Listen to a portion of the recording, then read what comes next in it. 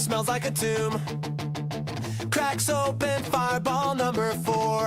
What is he even fighting for? Flags another channel, calls it war. Nobody really knows the score. Types it up in its sand, then does it all again. Doobie-doobie-doo, where are you? Crying on the internet again. Doobie-doobie-doo, what you gonna do? What you doing this weekend? What you doing this weekend? What you doing this weekend? The bull came around late last night. Jeremy just turned off the light. Melody Mac put her name on the line, defending a man in a hard decline. She loves Jeremy more than her own man, running defense any way she can. Left her husband on the shelf. Girl, you really outdid yourself. Doobie-doobie-doo, where are you?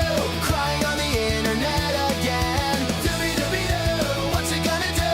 What you doing this weekend? What you doing this weekend? What you doing this weekend? Hannah B. Claire makes a face every time he's a disgrace. Her eyes go wide, her brows go up, but she never tells him to shut up. A little felt a subtle look, that's as far as Hannah took. Honey, if you see it clear, why are you still sitting here? Doobie-doobie-doo, where are you? Crying on the internet again. Doobie-doobie-doo, what you gonna do? What you doing this weekend? Doobie-doobie-doo, where are you, man? What you doing this weekend? He's been in the bathroom for an hour. The Rumble number's going sour. The stream is dead and the chat is gone, and nobody noticed he was on. Doobie-doobie-doo, where are you? Hiding on the toilet again. Doobie-doobie-doo, nothing is new. What you doing this weekend? What you doing this weekend? What you doing this weekend? What you doing this weekend? What you doing this weekend? What you doing this weekend? Hail and howdy, ladies and gentlemen! Welcome back to another Chaturday. I'm obviously your host, Dermy Wormy, and we're here to have some fun and to get felted. Wait, I said that wrong. And to felt people. That's what I meant to say. I saved it there at the very end, but hail and howdy, guys. We're back. We're so back. I almost streamed last night because the casino wasn't on, but I was like, you know what? I'm not going to. I'm going to record a video, and I'm just going to go out there and have a fun one, okay? That's what I did yesterday. And now I'm sitting here like I fucking should have streamed yesterday because the casino... I just glitched out there. Because the casino's on tonight, so... my bad. So it is what it is. And we'll have to be streaming tomorrow because, again, this Thursday, I got to go see The Odyssey for Friday. So there's a lot of shit like that I have to be doing. But in the meantime, guys, I do have plenty to talk about tonight. Oh, you think I just have a little bit to talk about tonight? I got a lot of bullshit we could go over. Oh, I'm so excited. I can watch Kiddo Casino tomorrow, LOL. Well, I have to stream tomorrow, so there's that too. But, before we go too far, I want to just lay out what we have planned for tonight, okay? I don't think we're going to be able to do much of what my original plan is because, one, the Quartering put out a vlog that we're going to react to that is fucking insane. It's just him openly admitting that, yes, all this shit has basically been scamming you, that he's been lying. He's not virtually integrated. He has no roasters. He has nothing. And that he's practically just drop ship that does drop ship for other people. Yet we can never figure out who the other people that he drop shipped for. And that he's no different than Tim Pool, who he himself admitted is a white label brand. Oh, and by the way, in that same vlog, he's threatening to sue everybody, mainly Camelot, for defamation. Why? I have no fucking idea, but we're going to be talking about that. We're going to laugh at Chrissie Mayr yesterday on Tim Pool, because that shit was fucking awful. She has no reason to be on that show. It was atrocious. Like, one of the worst ideas. I have seen her be on shows and just be awful multiple times. I mean, she was on Friday Night Tights for years. Obviously, I've seen it at like the absolute worst moments. This was something else. This was, holy shit. You know, you miss 100% of the shots you don't take, but woman, you probably shouldn't have taken these shots. Oh, God. Jeremy is more fun for me. Chat nice and small, enough for good back and forth. Oh, why, thank you. Jared is threatening to sue Cumula. Yes. Yes. Can't wait for Discovery, and that lawsuit. Jeremy will be screwed. He's not going to do it. We'll talk about it. He ain't doing shit. He's too broke. He's too poor. We'll talk about it because he don't got nothing. But outside of all that, okay? Outside of all that, we got, you know, the lawsuit. We got Chrissie Mayr. We got Tim Pool crashing out on chat. We got a lot of shit like that to talk about. But some of the more interesting things that I have the Odyssey, the first reaction for Film Threat from the Odyssey, which they're not too hyped. I have something from Hassan Piker. You know what? You're just going to have to see it to believe it. That's what I'm going to say. I can't even spoil what he said. All I'm going to lay out is nudes for votes, apparently, is his new gimmick. So there's that. Oh, what else? I know I have a little bit more. So we have the vlog. Hassan. Oh, we have Elliot Page, Ellen Page, whatever the fuck you want to call her, being stupid and retarded. But the thing that I want to talk about most of all, the thing that I am so eager to talk about. How many of you guys here know the content creator Just a Robot? I fucking love this dude. And not the way that you think I should love him. This is like a Jer guy, okay? But, oh, I'm gonna get that Desiree, don't worry. But this is like a Jer individual, okay? This is a Jer style individual, Just a Robot. He was a drama content creator. He was a fucking wild dude. And he did the dumbest thing and actually defended, like, somebody for sexual misconduct. Like, it was fucking insane. He is trying to get back into relevancy, and he's doing it in the dumbest way possible, and is just openly lying to everybody. And a lot of people are coming out here and felting him because of it. But I am so excited for this. I am so excited because if he's in the news, I get to pull up the Cope and See the video with the funniest realities on there. It is the best video I've ever fucking seen. I love it so much. I watch it regularly. I am so hyped. I am ready for this. I ain't heard of Just a Robot in a while. Oh, Ronaldo, I am so hyped and ready. I am giddy. You know what? We're going to do that first. We're going to do Just a Robot first. But before we do that, we got to do this right, guys. We got to do it right because Desiree with a $20 shout out says, let's start the night off right. I can read. Yes, let's start it off right, guys. If you're liking this stream, please give it a thumbs up and share it out. We're going to have some fun tonight, but let's do this first because I want to inform you guys on who Just a Robot is. Just a Robot, actually here, I'm going to do this a little bit differently. I should do this first, okay? I should do this first. I'm not doing the whole video on made by Cup and C for this, but I want to do this because we're going to do this fucking right. Oh, we're doing this right. Just a Robot. Oh my God, I love jar content. Yes, he's still around. Yes.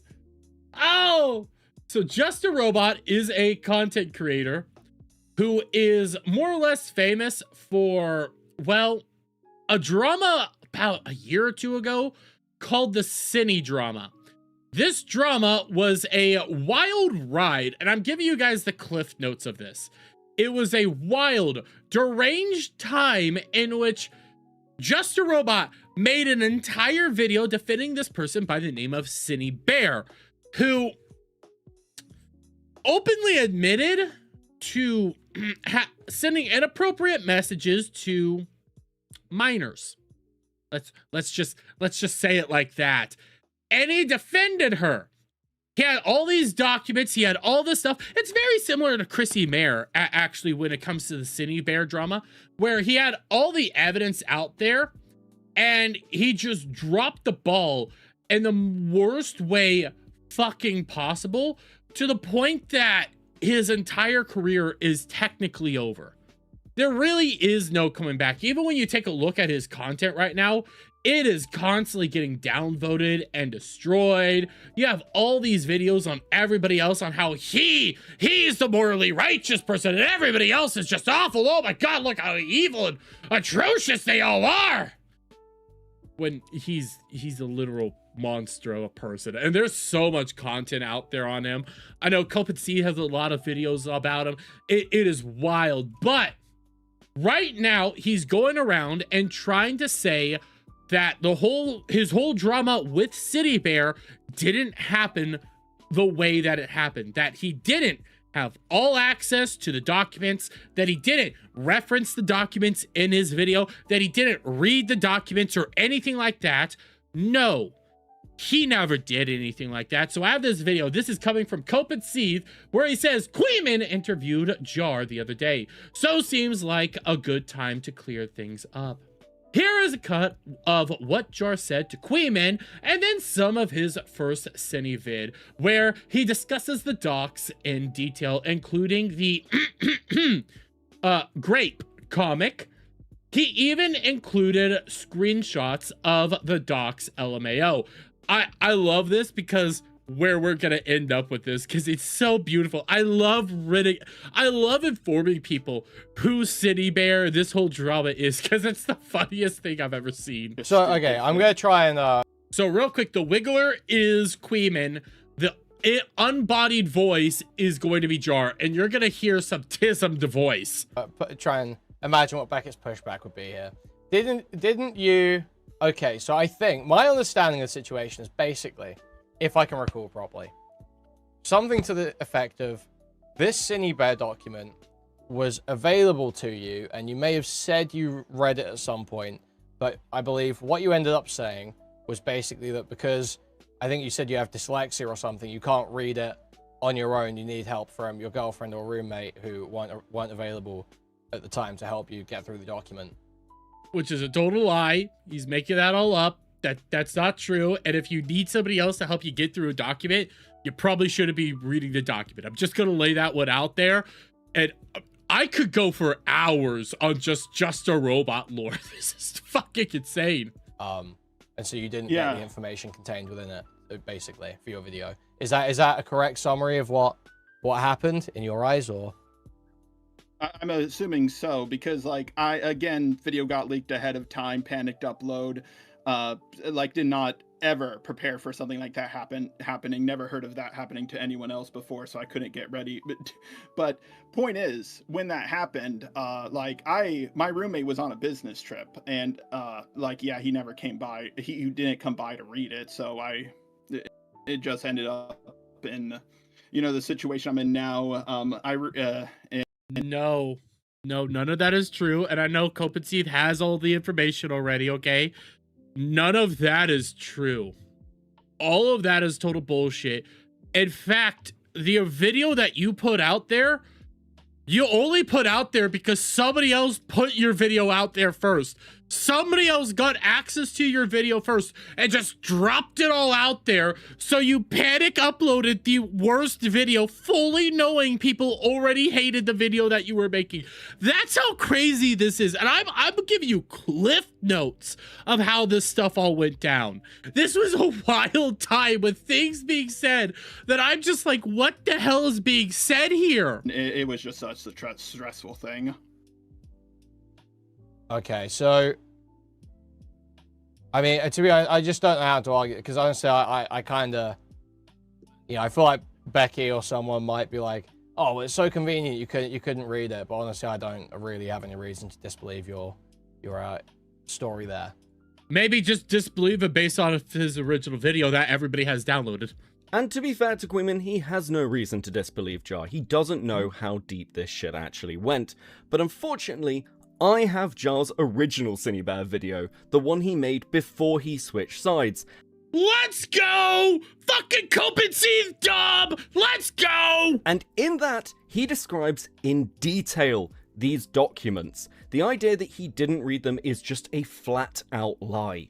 Maybe this is just me, but I don't think you need to be telling 15, 14, and 13-year-olds that you're horny. I skimmed over the doc because most of the stuff I saw in it was small potatoes compared to the accusation I heard about her grooming a 14-year-old. Then, when I finally got to the end of the shorter doc, I found out that the bigger and longer doc was the one about the grooming. Now, I want to make this clear. I do not believe Cindy is a pedo. She more than likely would have done this with anyone regardless of age. These are actual things that he just said. These are actual things that he said, guys. These are actual things. The Grape comic was sent to like a 14-year-old, and they talked very openly about sexual stuff. It's all in the document that he references and said he read. The 14-year-old who made the doc even thinks that this is the case. She was being irresponsible by talking to the 14-year-old this way, but I don't think she was doing it to get with the 14-year-old. This was a girl who was in her 20s talking to a 14-year-old, and Jar defended her. And the funnier thing is, we're going to keep this going. It came out that Jar was defending her because it really does look like Jar wanted to this other chick. I'm not making that shit up. That is what it looks like. He wanted to go ham with this chick. This lore. It was fucking wild. I don't want to hurt anyone. I don't want this pattern to repeat itself. I want to be better. Nothing I do will ever make this right, but I want to make sure it never happens again. She just wanted the 14-year-old to be comfortable with conversations like this because she wanted to talk about horny stuff. No! No! And dude, you defended her! You defended her! No, I do not know why she couldn't talk to an adult about this kind of stuff. She brought up that she talked to this 14-year-old because she was as open about not safe for work stuff as she was. And, yeah, of course she was. She just started puberty. Yes. No! No! That's not a defense! That's not a defense! That's a bad thing! You just don't do it! It doesn't matter! You just don't do it! Cindy knew the minor's age. She asked early in the convo. Sure, she could have forgotten this person's age. I talk to a lot of people myself, and it's hard to keep track of stuff like this sometimes. But she acknowledged that this person was young a few more times. Then they started to talk about, not safe for work stuff. I know some people will try to downplay this because Cindy is a 20-year-old girl, but if she was a 20-year-old man talking to a 14-year-old boy or girl like this, you know how you would react. Of course, she tested the boundaries of this 14-year-old more and more. After a few more messages, she started sending some softcore corn to this minor. For those— Yes! All these things were bad, and you tried to defend her. So there's no shit. You're referencing the doc here. That's the funnier part. Like, this is rough. And this is only a 4-minute clip, basically a 5-minute clip.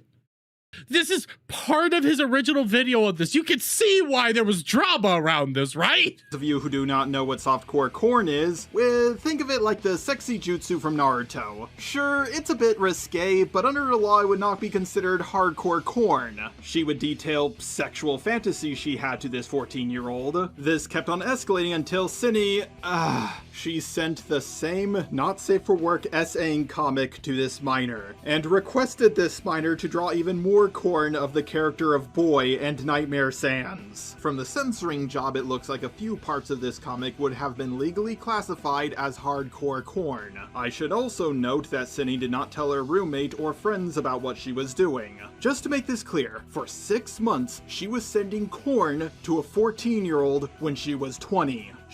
Yes! And all that stuff was bad. All of that stuff was awful and evil and disgusting. Nothing good was going on there. You needed to condemn that, and you decided not to. You decided to defend her and basically want to try to clap. And you had all these excuses as to why you weren't defending her, but you were trying to defend her. She knew it was wrong, but she kept on doing it. Oh, Bodus. I do feel bad for Jack. They had to deal with so much drama growing up on the internet, and when they finally found someone who loved them for them, that person was revealed to be a predator. Grooming doesn't just hurt the victim, or the reputation of the person who did the grooming, but it also hurts the people around them, those who are close to them. So, I don't even remember who Jack was. Like, this is how old this was. I need to revisit the whole jar content. And shout out to Cope and Seethe. I did get this 6-hour documentary on it. We're not doing this tonight. Shout out, though. This is made by Lord Crust, the entire Just a Robot saga. I need to remember all the players in here. But what I do want to do is I want to go back to the Cope and Seethe video because this is a funny video. It's an hour long, but we're only going to take a small moment from this. We're taking the blackface arc because this is the guy. And I see Last Effect, Dermy. There's a little clip about Jer threatening to sue Camelot. Don't worry, we will be doing that here in a second, Last Effect. Don't worry. We have all of that. We're going to do that full vlog. We're not just going to do parts. We're doing the whole thing because the dude's fucking insane. But let's get into this. This is the blackface arc. We only need... This is just going to take us like... I don't know. 13... About 10, maybe 11 minutes or so. This is a fucking wild time. And this is again from the Cope and Seethe video. Here, I'm going to drop that link real quick in the chat because fucking shout out to Cope and Seethe. Amazing work.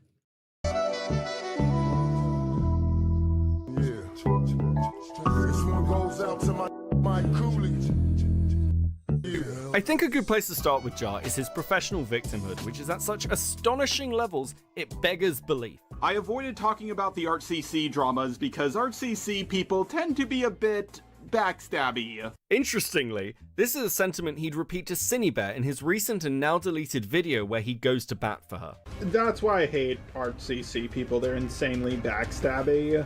But what does Jar mean by this? What situations has he been in that he just assumes everyone is out to stab him in the back? Well, let's see. There's a lot of actual justifiable reasons with some of the things that he said throughout the years, but I'll let Cope and Seethe do the work for me. This is most probably one of those cases where you just assume that others are going to do to you what you will do to them. Because if anybody is a backstabbing bitch, it's Jar. He's very willing to sort of like put the knife in and twist it. And from what I hear, it's because like he'll hold a grudge for like 5 years, 10 years, whatever. Yeah, I mean, let's say somehow his Cinebear like affiliation alliance succeeded. Let's say the video goes off amazingly. Everyone's like, let's go. This is amazing. It's pretty likely that sometime in the future, when they have a falling out, Just a Robot would forget all of that and then completely turn on his previous position just to. I mean, if you guys are following the Jar content right now, he's doing that to basically everybody else that called him out. Like, he's doing it to Turkey Tom, whether you like him or hate him. Like, he's doing it to Turkey Tom, he's doing it to Nicholas DiOrio, he's doing it to Chud Logic, he's doing it to Cope and Seethe, he's doing it to everybody. At one point in time, he wanted to be all buddy-buddy with these people, and then he's going out there and stabbing them in the back and twisting it. He wants to destroy them all, and he tried to use Chud Logic to help save his reputation. Like, this was fucking insane shit. Just to go at Cinebear for whatever reason. Like, that's what that seems to be like what he's done, and everyone just kind of skirt past it because everyone just thinks like, oh, he's just got the right opinion. Like, it's fine. The video we're currently watching clips from is his one on Hopeless Peaches, and like many other dramas in the past, the minute Jar has an opportunity to take a shot at somebody, regardless on what terms he is on with them, he will take it. Which makes this next bit incredibly ironic. It doesn't matter how many times you shout them out, defend them in a drama, or anything else. To them, you're just another potential target for them to make a video on. So, I, unfortunately, had the displeasure of going through your Susie video today, because I had it beforehand. Because I've had people tell me it was in there, and I wanted to make sure I knew. So I'm going to tell you what I saw in that video, Jar.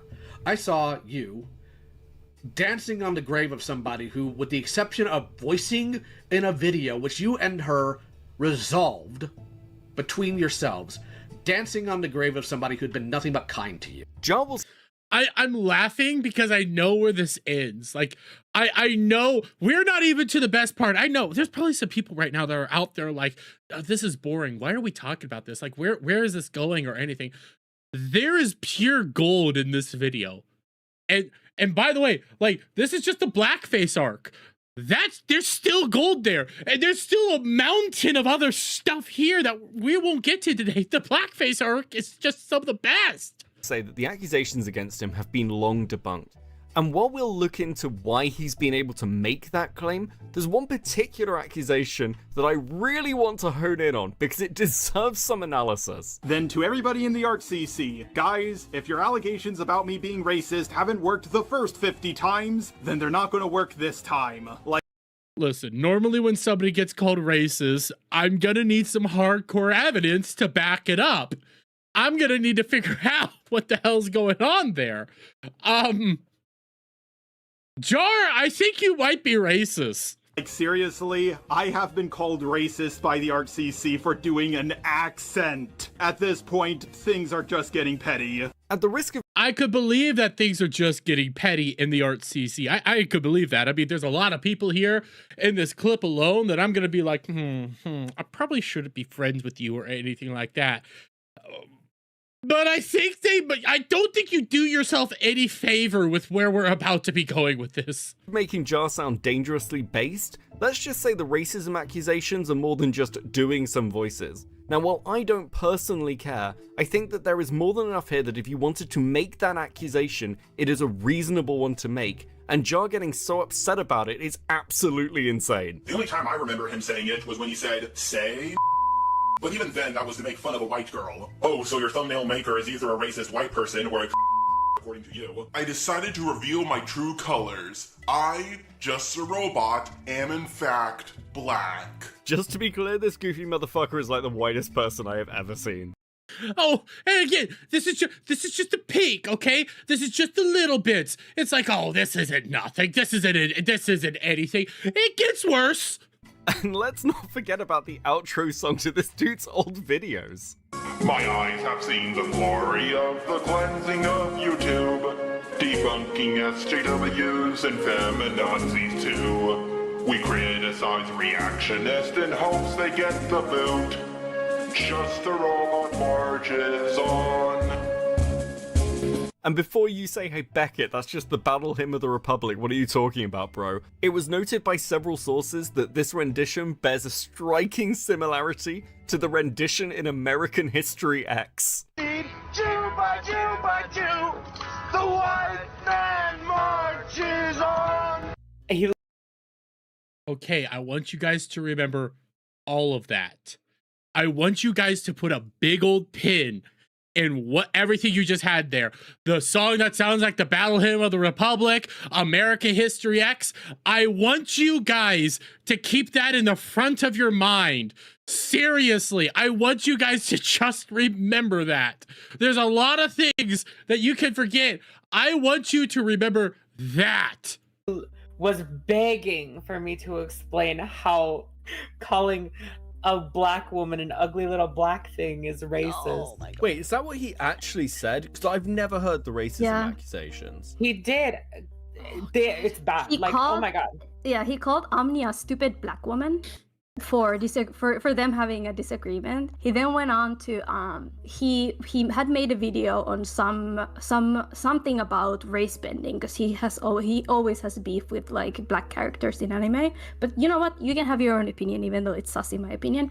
But anyway, in that video, he called Michelle Obama a man and like what? had like some racist memes in there. Yeah, and then he's like, straight up, he just likes to say the N-word and just like say crazy things. But he says that it's because he has apparently his black roommate doesn't mind it, so. He has a black roommate, yes. A very black roommate with dreads and everything. There's There's some questions with that roommate. I need to find the video that Copen C put out there of a leaked audio recording between Jar and I think it was a couple of these girls. It could have been a couple of other girls. Where his black roommate comes in, and I'm quoting this verbatim. The other girls didn't know that the black roommate was gonna be there. And Jar speaks up and says, "I will not silence a black person." As we hear all this, I'm just like, man, what the fuck? And it's not even Phil, just keep everything in the back of your head. Just keep all this in the back of your head. racism against black people. I've got a black friend. Literally. Yeah, he actually made a video. He said, "My friend." I asked my black friend, that is his roommate, Professor Dreadlock. He said he's fine. So like, I forgot his roommate was named Professor Dreadlock.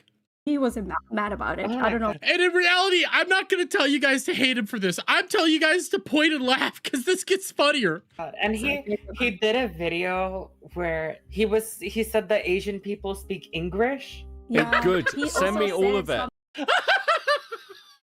I love this guy. Something about Jewish people. A lot of the people who worked directly under Larry Fink were Jewish, up to the point that a lot of people who worked in the company called his desk, quote, Little Israel. And this is why some people have accused me of asking the Jewish question. Now, nothing I'm presenting here is particularly new. Jar's been dealing with these accusations for years now, and they are, to be fair, very much a product of the environment in which he used to exist. The issue lies in the fact that he's such a whiny bitch about them anytime they're brought up. Now, I want to be fair, but it's very difficult to paint a picture of a guy I've never even spoken to, which, let's be honest, only left me with one option. I'm interested as to why this bothers you so much, because, you know, I think those of us who've been around a while all have sort of our edgier elements. You actually talked about that in the video you did with Akumu. You did, remember? I remember. Yeah. I don't remember.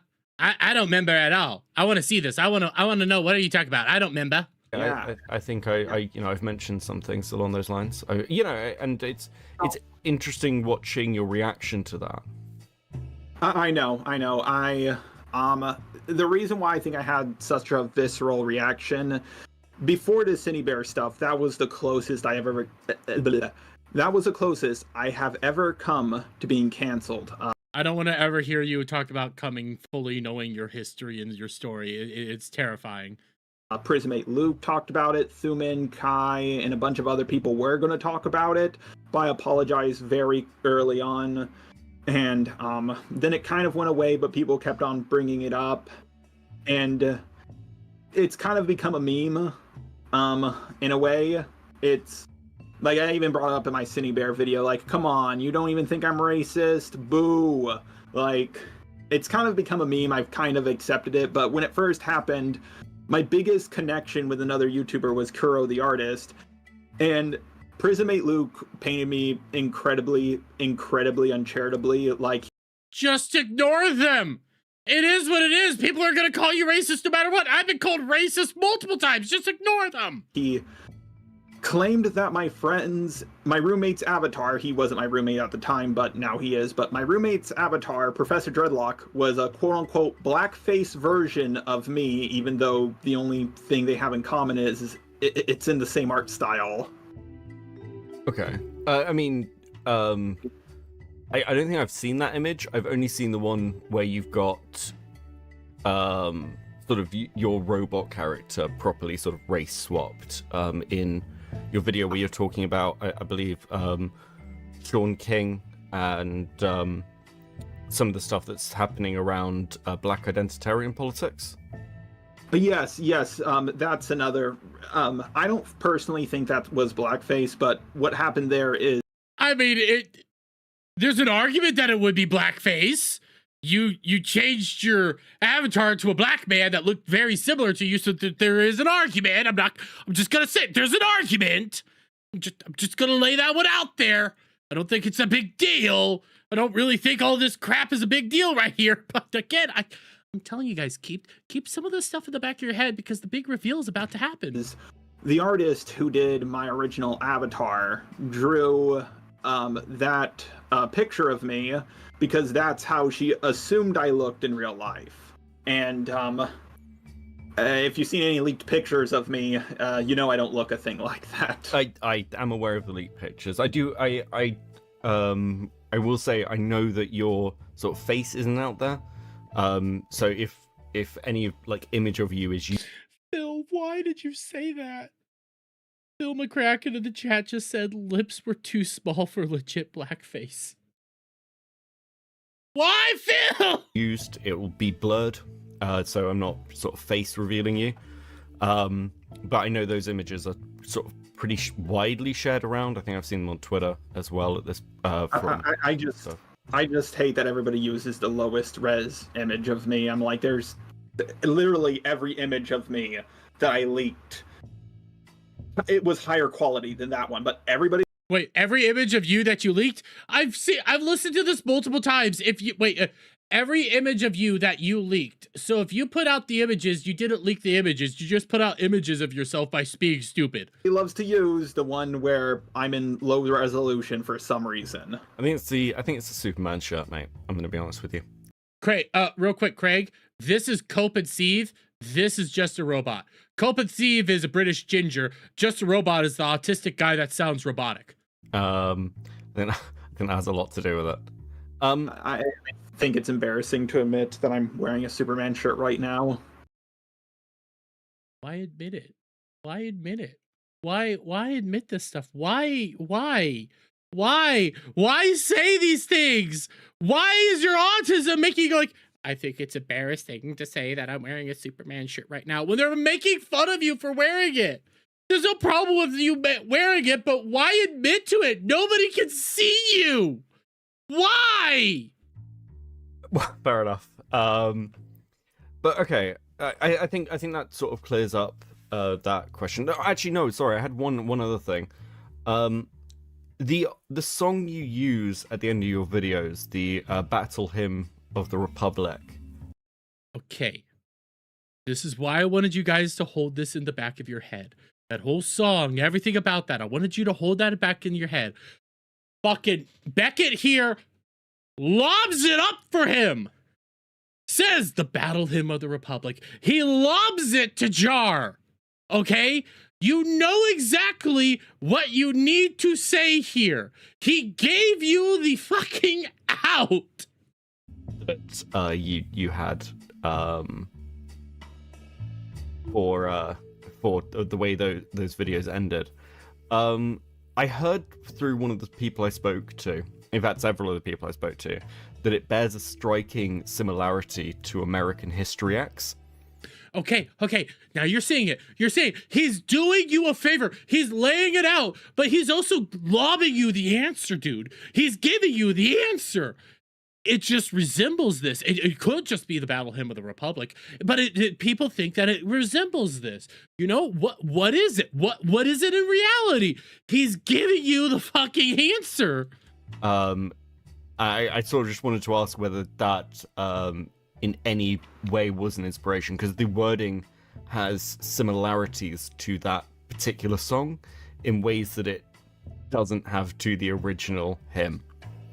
Oh, no, that's perfectly understandable, and that is accurate. I heard the song growing up, Glory, Glory, Hallelujah. Then I Yeah, the Battle Hymn of the Republic. Watched a movie, American History X, while I was actually creating my channel, and I thought, when I heard that racist rendition of it, I thought, oh, I'm going to make my own rendition of this song. Like, You see.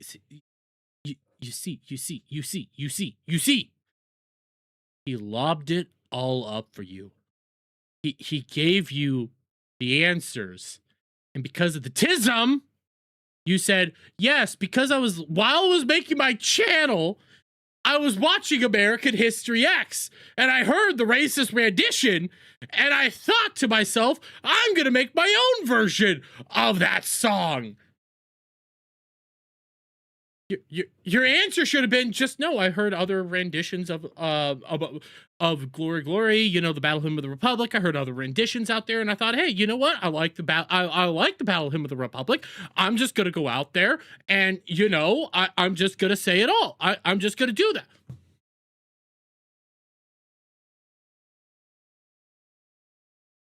You just had to. He logged up the answers for you, dude. He logged up the answers. It's a rendition of a rendition, and one of my friends, who's not my friend anymore, helped me come up with the lyrics. And yeah, that's where the song came from. By the way, highly recommend the movie American History X. My one problem is when the white nationalist guy is shooting, that gun had way too much ammo for a pistol. So if you're constantly out there crying about being called a racist and all this stuff and having issues with being called a racist, maybe don't say this shit. I'm just saying, maybe don't say this shit. Maybe figure out a way to lie. Final element of this section, I'd just like to hone in on the element of Jar making apologies, because in this regard, it can be difficult to take them at face value.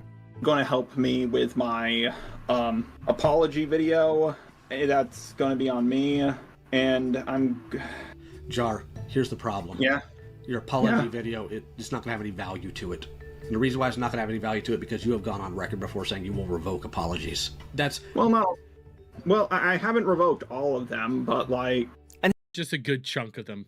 Just a good chunk of them. But that's pretty much where we need to leave it. Listen, you don't have to hate Jar. Well, actually, you probably should. I mean, the dude defended a literal person that was out there grooming children. Oh, okay, there's that.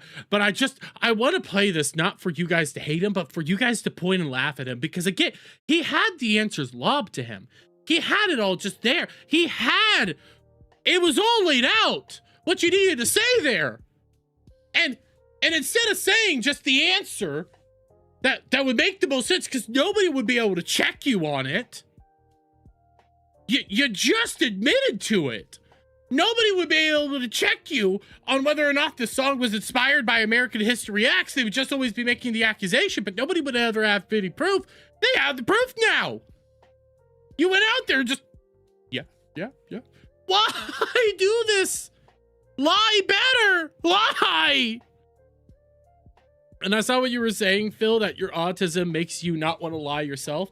Listen, there's some times where you gotta lie. There just is. There's just a couple times where you gotta lie.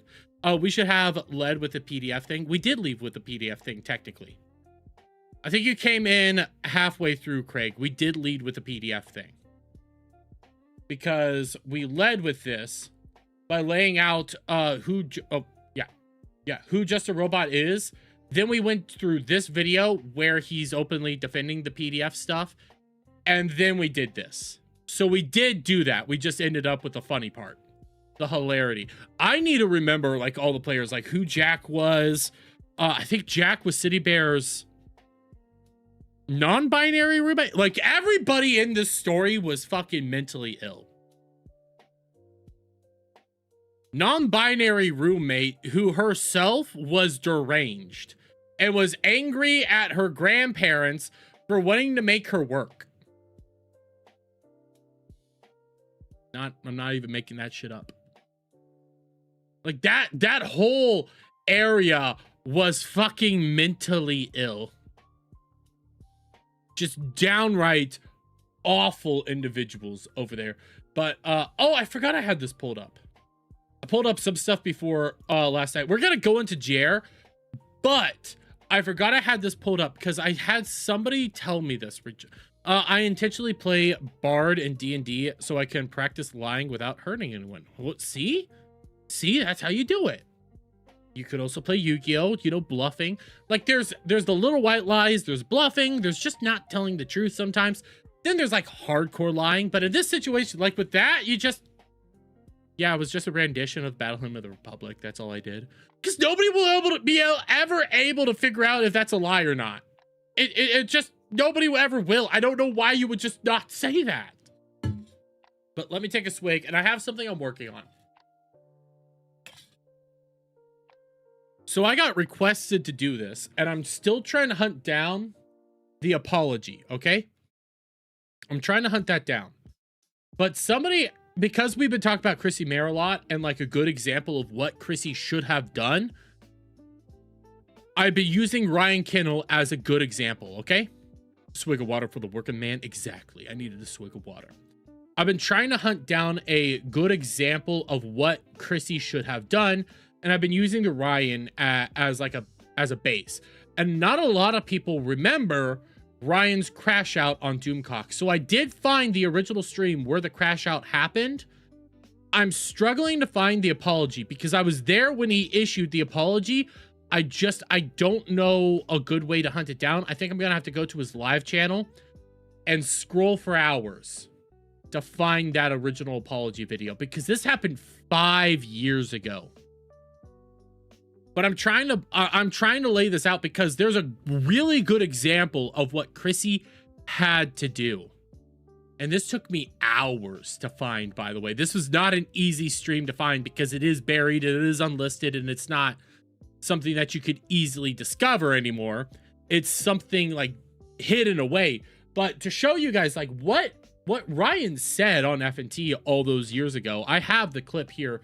So we just need to go. Well, you know, Q.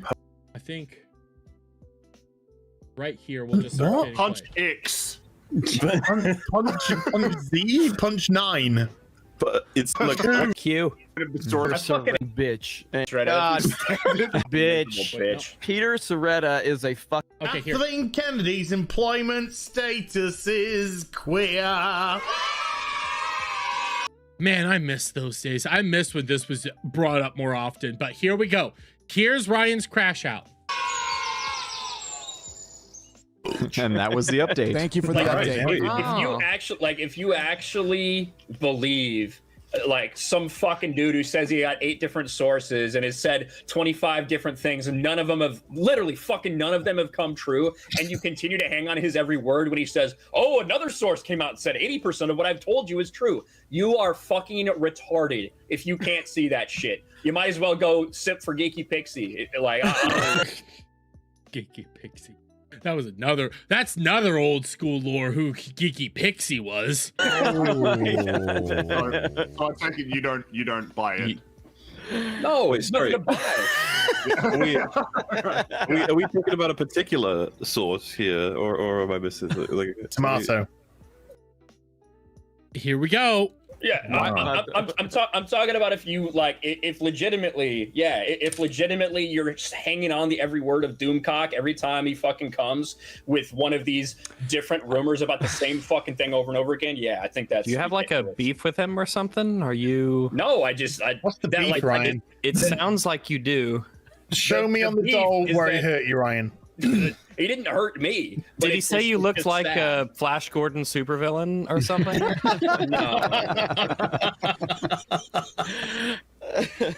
Show me on the doll where Doomcock touched you.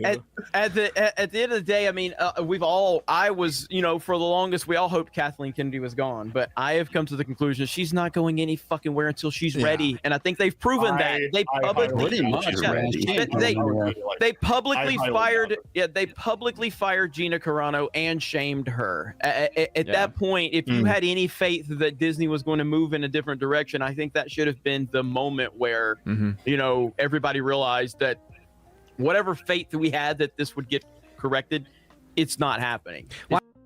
And I think that's where it ends. I'm going to keep digging around in this to remember everything Ryan said, but it was the bringing up of Doomcock that set people off. And I'm still seeing a bunch of videos of people from years ago saying, just stop. This shouldn't have happened. Just stop.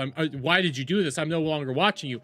I am well aware that Ryan apologized. I just don't remember if that was a Saturday or a Sunday stream. I don't remember if it was the day after this happened or the following Sunday when he usually goes live, and he did do the apology.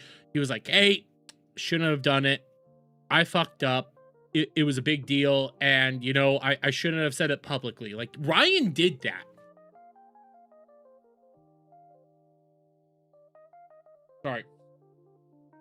I had something in my mouth. You're lost? Okay, so one of the big parts about this, Phil, that you're probably lost on, at this time, Gary was doing, I don't know, Doomcock. Doomcock is...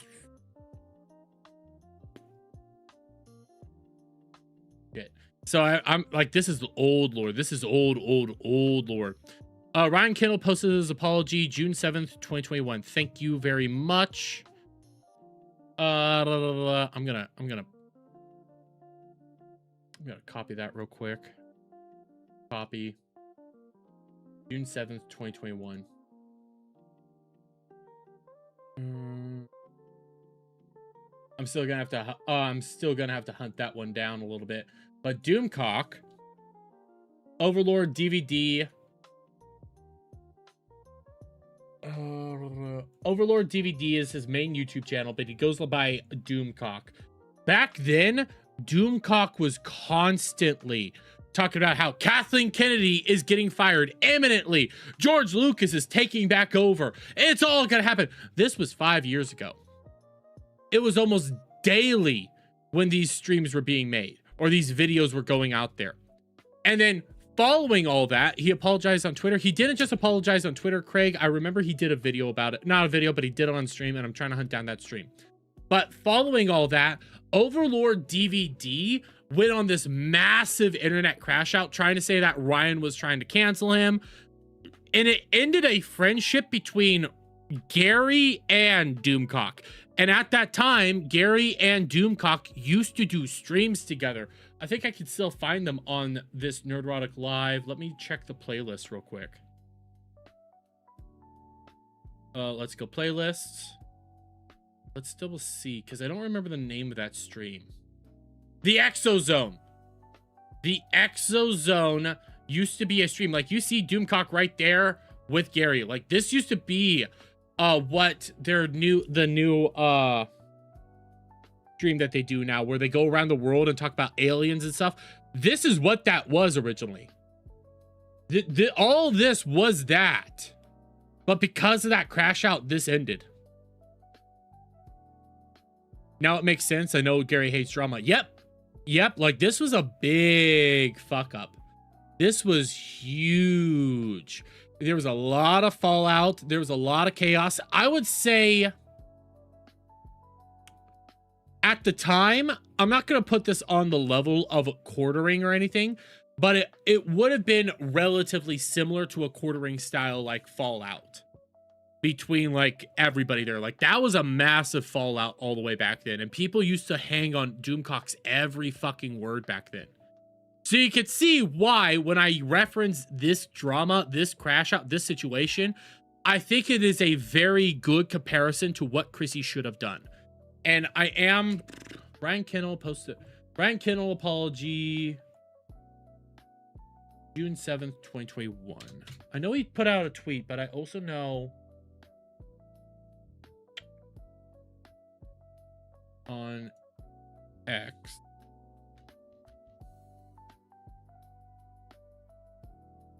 Yeah, I'm not finding it here. I'm gonna have to keep digging for it. I'm probably gonna have to go to... Like, I do have a 15-minute video that we can react to this, but I want to do this. I want to try to do this right before I say that we're gonna do this one, okay?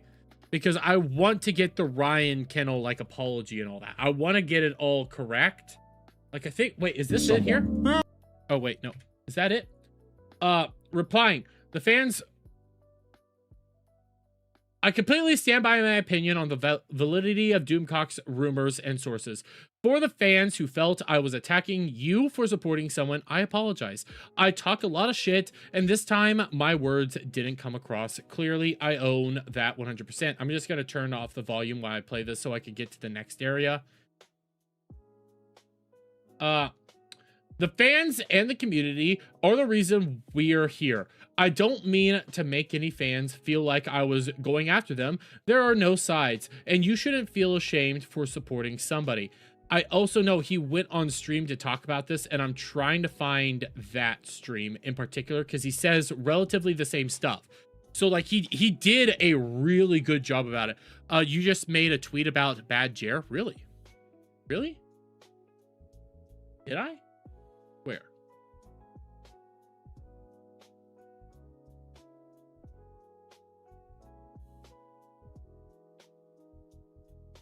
Oh, Yellow Flash just made a tweet about Bad Jer.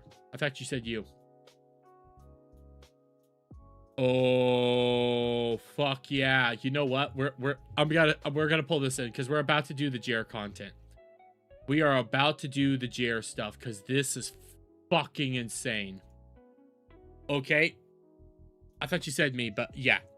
They did not try to cancel or badmouth each other. They agreed to go separate ways. At least that was Legatus. That was Gary and Doomcock. Doomcock has a big spur in his ass still about Ryan. So I am trying to find all that so I can lay that out because like I said, I think that's a good comparison to what Chrissie should have done and what she definitely didn't do. Like, it was right there. That's all you had to do. But okay, we're gonna do this now. We're gonna do this. I just wanted to let you guys know that I'm working on that. But let's get into the Jer content, guys, because holy shit, out the gate, I need to ring a fucking bell because motherfucker went nuclear mode right now. I've only seen a handful of this vlog, but my God, the amount of things he admits to just in the first like 5 minutes of the vlog is wild, and the things that he does is insane. Now, for those of you who aren't aware, this is over on Jer's vlog channel, okay? The Quartering Vlogs. He posted this today. We're just gonna go through this. We're gonna react to this whole thing. It is hard to hear because the dude's a fucking retard, and he gets into his fucking 4x4 and starts driving around, and it's hard to hear what he's actually saying. But dude, what the hell is wrong with you here? But even the title of the fucking thing, the Quartering Coffee Scam, coffee brand coffee. Oh, this is gonna be crazy. Enjoy it. Let's get into it. 2 new ones every week. All right, for today's vlog, I'm hoping I got something a little interesting for you. We're gonna go through the walking trails that we have here, do some chorin, and we're gonna talk a little bit about, I guess, my biggest lie that's been exposed by terminally online weirdos, and I guess No.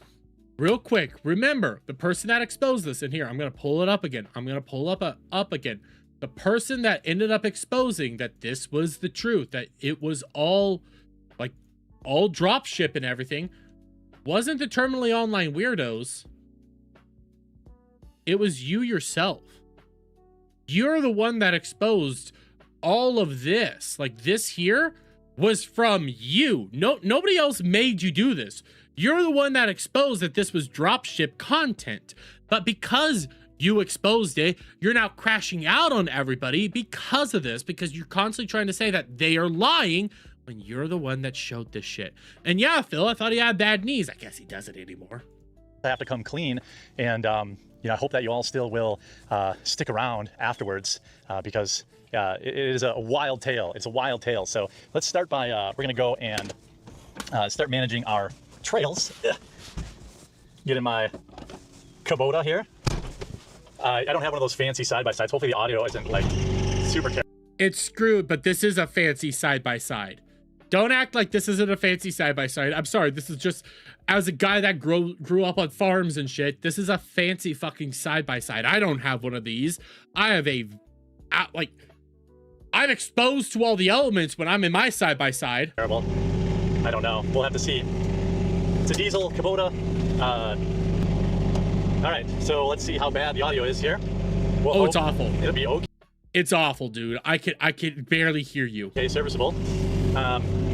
So the internet is very, very, very interested in my coffee business.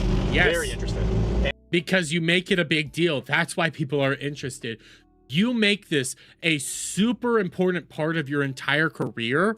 So yeah, people are extremely sensitive and stuff like this. And I don't know why. There's really nothing that interesting about it. It's really not unique. I know there's a lot of people that think it's unique, think that it's, you know, the only, you know, that I run this business like, you know, I don't know, something different than any normal business. And we're gonna stop here at our first. The reason people are interested in this is because you say you own your own roasters. You say you own your own flavors. You own all this stuff. You scammed, okay? You went out there and begged your audience for $80,000 that you put on a credit card. You've constantly talked about coffee brand coffee, how it's going to be this big, massive thing. So yes, people are curious about how this all works. You've never once been truly transparent about this. And when you go on, you're like, well, I did a roaster tour thing and all this stuff, and I showed off my roasters and all this. They discovered that that was Mill Creek Roasters. That wasn't your own roasters. That was another brand's roasters that proved that you were dropship. And it has just been cascading ever since, to the point that when you say it's a legitimate business, people aren't denying that, but you're trying to pass off as like real, organic, super professional coffee, when again, all you're doing is drop shipping. It's nothing to write home about, and you're not on par with things like Folgers, Starbucks, even freaking Black Rifle Coffee. Those are more legitimate businesses than anything you have out there.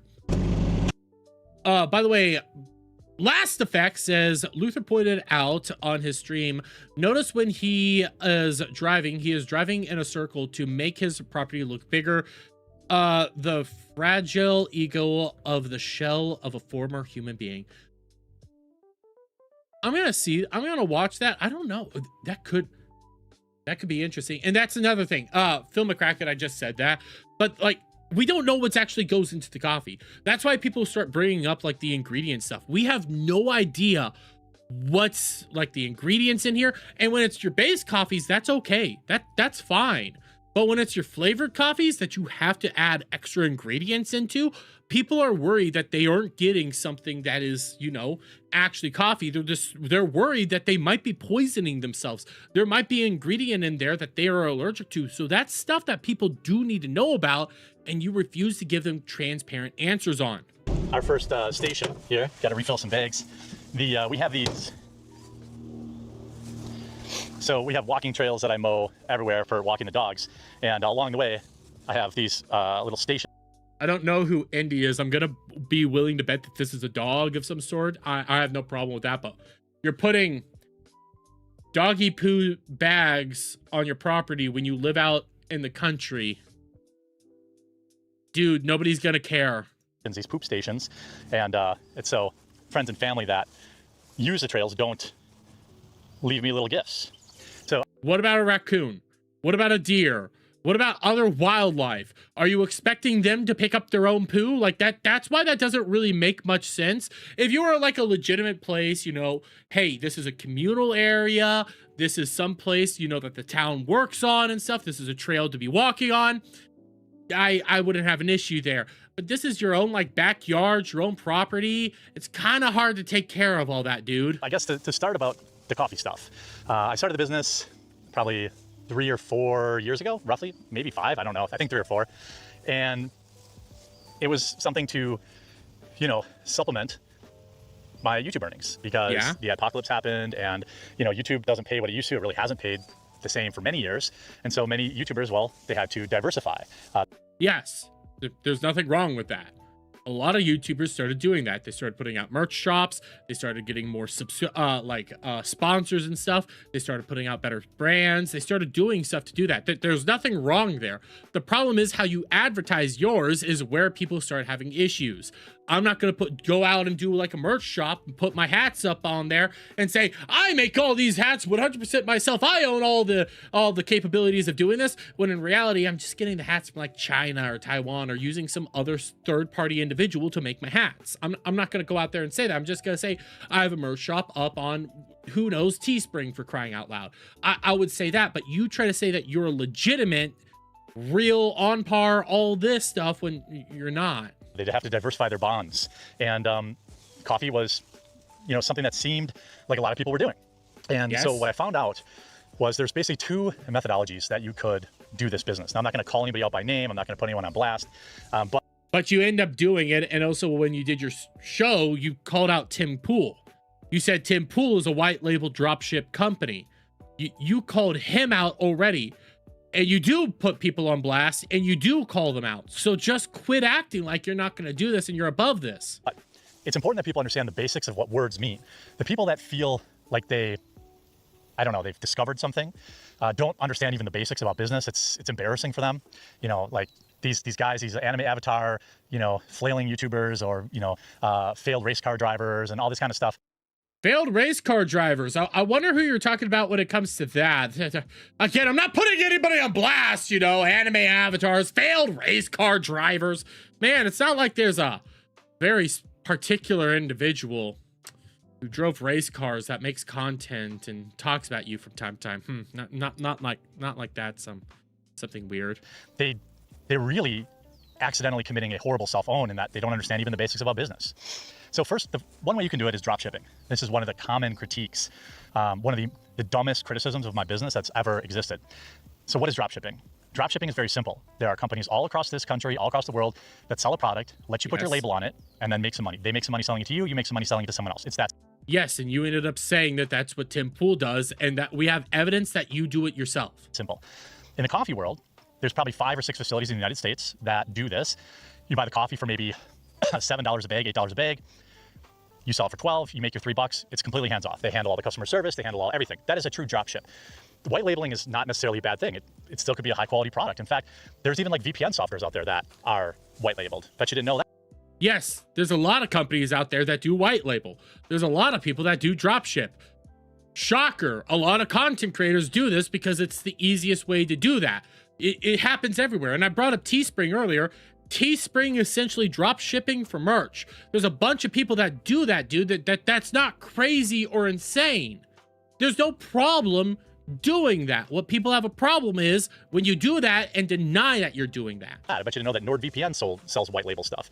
You know, all this kind of thing. It's a totally legitimate business model and no criticism against anybody who does it, because generally when you're talking about like YouTuber coffee or whatever, people just want to support the creator and they don't really care that much about the coffee. And this is one avenue I explored. I explored very deeply. I know all the providers. I know who sells coffee to all your favorite YouTubers. But that's not my business model. In fact, you know, these failed investigators out like in Missouri and who think that they know anything, I've actually white labeled my product to other YouTubers. Oh, okay. I mean, the one that we know for sure that you helped out there was Sydney Watson. We are well aware that you tried to help out Sydney Watson, but in reality, you started kind of scamming Sydney Watson. You started using her, abusing her, and kind of going against her a little bit and treating her like total shit. So we're aware that you have tried to do this to other people, but that doesn't still disprove that you yourself are not dropship. Okay? Like, that doesn't disprove anything. That just means that you're trying to bring in more sources of revenue into your business while you're trying to say it's legitimate. That doesn't disprove anything. Now, could you imagine if my business was dropshipping? How could I do that? Well, it's because my business is not dropshipping. I mean, you're bringing in more money, so you probably could find a way to do that and just talk to people and go underhanded tactics. I mean, okay. There's another aspect to the coffee business. That is, you could build your own, you know, you could have the coffee roaster in your garage, you could do, and there are people that do that, you know, but nearly everybody that starts out the way I started out. In fact, Black Rifle Coffee started out exactly the same way. Okay, but you're not Black Rifle Coffee. You're nowhere near Black Rifle Coffee. Black Rifle Coffee is in my local convenience stores. You're not. There's no evidence that you are even anywhere near that. And I see my chat right now is calling you a liar. I could believe you're also lying. I could also believe that. But at the same time, like what I'm doing, let me just take you at face value right now. They're legitimate because they started there and worked their way up to now being a real company. You're nowhere near that. You're trying to act like you are that. That's why you put yourself into Amazon, but we can only buy stuff off Amazon for some reason that you don't have on your actual storefront. I mean, I've shown this off a couple times.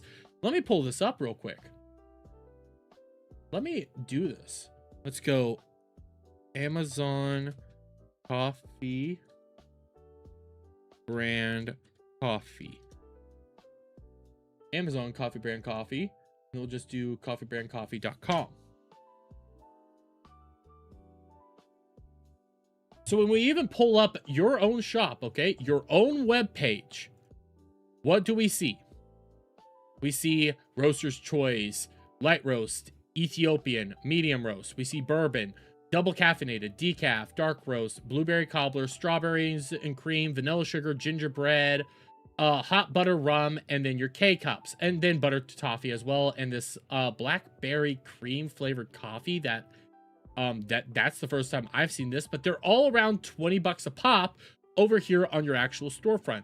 But when we go to Amazon, for example, we start scrolling down and we start seeing that there's other flavors here that you don't sell there. The big one being Kona, blackberry and cream, double caffeinated, blackberry and cream, light roast, butter toffee, apple strudel, vanilla sugar cookie. Like there's Tiger's Blood. Tiger's Blood is only up on Amazon. Same with the fall roast. They're not here. So that begs the question, why on your own storefront page do you not sell stuff that you're selling over on Amazon? There's something really weird about that. Your premium stuff should be sold off your own storefront page because you would get a bigger cut of all that. I don't get that. And when you actually sell anything, it's only stuff that's being, the only things that are being sold are things like this that you're selling for 60% off. That's a joke, dude.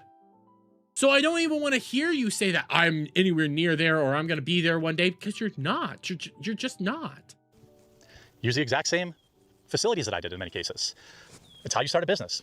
So you find a facility that roasts coffee and you say, I'd like to buy coffee at wholesale. And they say, we would like to sell you that coffee at wholesale. So when it comes to me purchasing coffee, I look at the green prices on the market. It's a futures market, so you buy many months in advance. And it's complicated. It's some level of guesswork where you have to understand what your volume is going to be.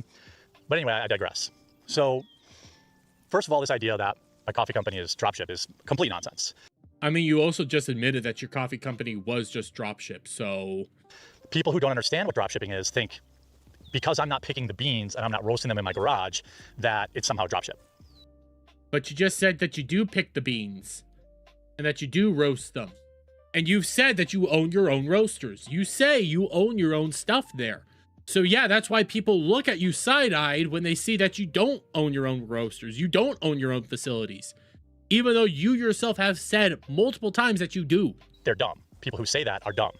Of course, I use a roastery to roast my beans. Of course. The difference is between dropship coffee and say my coffee is that you cannot get my specific flavors anywhere else because every one of them has been personally dialed in by me and the recipe is trademarked. Yeah, that doesn't change anything. You see, give me a second. I'm taking another swig.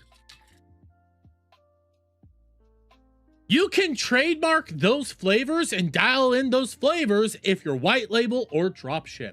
A lot of people discovered this when it came to Pokémon's fucking $20 cookies that she was putting out there. Those expensive fucking cookies. Yeah, all those flavors she dialed in herself. Like, that is her cookie. She figured out what type of ingredients, what was going into these premium cookies and everything. But that was white label cookies. That she didn't own the facilities or anything. So when you say that, well, I mean, I'm the one dialing in all these flavors. I'm the one dialing all this stuff in. I'm figuring this out. See, nobody has the exact same coffee as me. That means jack fucking shit. Tim Pool does the exact same thing, and you yourself have even admitted Tim Pool does white label. Not necessarily trademark, but it is, I can't think of the right word, but it's exclusive to me. So you might see a blueberry crumble coffee and say, I gotcha. There's somebody that sells blueberry. I challenge people to buy it and then taste mine side by side and tell me if they taste the same, because they don't. I don't use the same beans. I choose the beans. I choose the flavors. I choose the flavor levels. Every flavor of coffee that I sell goes through about 15 to 20 taste tests from me and my wife to dial it in right. I choose the level that I want it roasted from my roast partner. None of that means that you're not white label. All that means is that you just made your own unique, stylized flavor. That's all that means. Every white label brand does the exact same shit. Are you kidding me? It's very simple. It's how every major coffee company has started. Now, again, I want to point out, no disrespect to people who do dropship coffee. It's totally fine. It's a totally legitimate business model. But I do not. My coffee is simply not dropship by any definition. But you just admitted that it was dropship. You said that you did the exact same shit right at the beginning. Are you really that stupid? You said you started off drop shipping, and then you're not drop shipping because you dial in the flavors, but you dialed in the flavors when you were drop shipping, so you aren't disproving anything. I work with partners. It's like people would act like it's a gotcha that I don't print my own coffee bags in my house. Well, you might be surprised to know that I buy my coffee bags from a partner. That's a straw man argument basically nobody prints their own bags. I work for a company myself. We have unique bags that we use. We have our unique brand and stuff on bags that we use. We're not a bag company, okay? We just put our products in bags that we pay other people to make. That's not a big deal. So what if you don't make your own fucking bags? That doesn't disprove anything. A partner roasts my beans. A partner does a lot of things. My graphics, right? I outsource my graphics. Well, he's really an employee that does that, but I don't understand why the internet has glommed onto this the way it does, but trying to understand the internet is stupid. No one should ever do that. But it is dumb. There's no there, as Dan Pongino famously said. The truth is, these people are dumb. And so we're just dumb. Got it. We're just dumb, guys. Guess what, guys? We're just dumb. We're just dumb. He's not saying anything. He's not doing it. We're just dumb. Dude. You're not disproving our arguments. You're not actually breaking down an argument. You're not just telling anybody that they're not actually accurate in any way. You're just saying, no, you're stupid. You're dumb. You're dumb. Why you think this? You're dumb. Actually tackle the arguments. Disprove them. Show us how you do this. Because, again, you yourself have said multiple times you own your own roasters. You went out there, and here, I'll pull it up again. I didn't think I was going to need to pull it up again, but I'll pull it up again. Should have it over here. Have it over. No, I don't have it over. Okay. Left this. The quartering.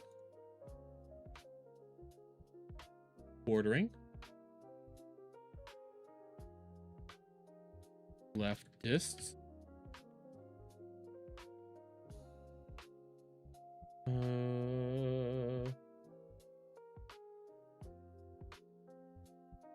Let's see. Shit, I should have had it pulled up. Oh, right here. Just screwed me. Okay. I'm going to throw this into the save for later as well, because I'm going to constantly lose this one.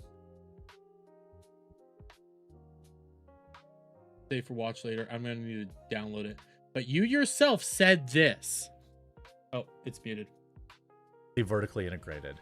Oh, right there. First off, give you an understanding of why I could use some help. I can't confirm this for sure, but right now with Coffee Brand Coffee, we are basically completely vertically integrated. For those of you who don't know what completely vertically integrated means, it means that I would say outside of your bags, you roast your own roasters, you take care of your own employees, you own basically everything. That's what vertically integrated means. That doesn't mean that you're using somebody else to do this thing. That doesn't mean any of that stuff. You just admitted in your latest vlog that this isn't true, that you were never vertically integrated. You said it though. And that's why people have issues here, is because you say one thing and then you say another thing the exact same second. Nobody believes a single thing out of your fucking mouth now. We roast our stuff, we pack our stuff, we print our own bags, things. I forgot he said that. We just went over this whole thing about fucking printing bags.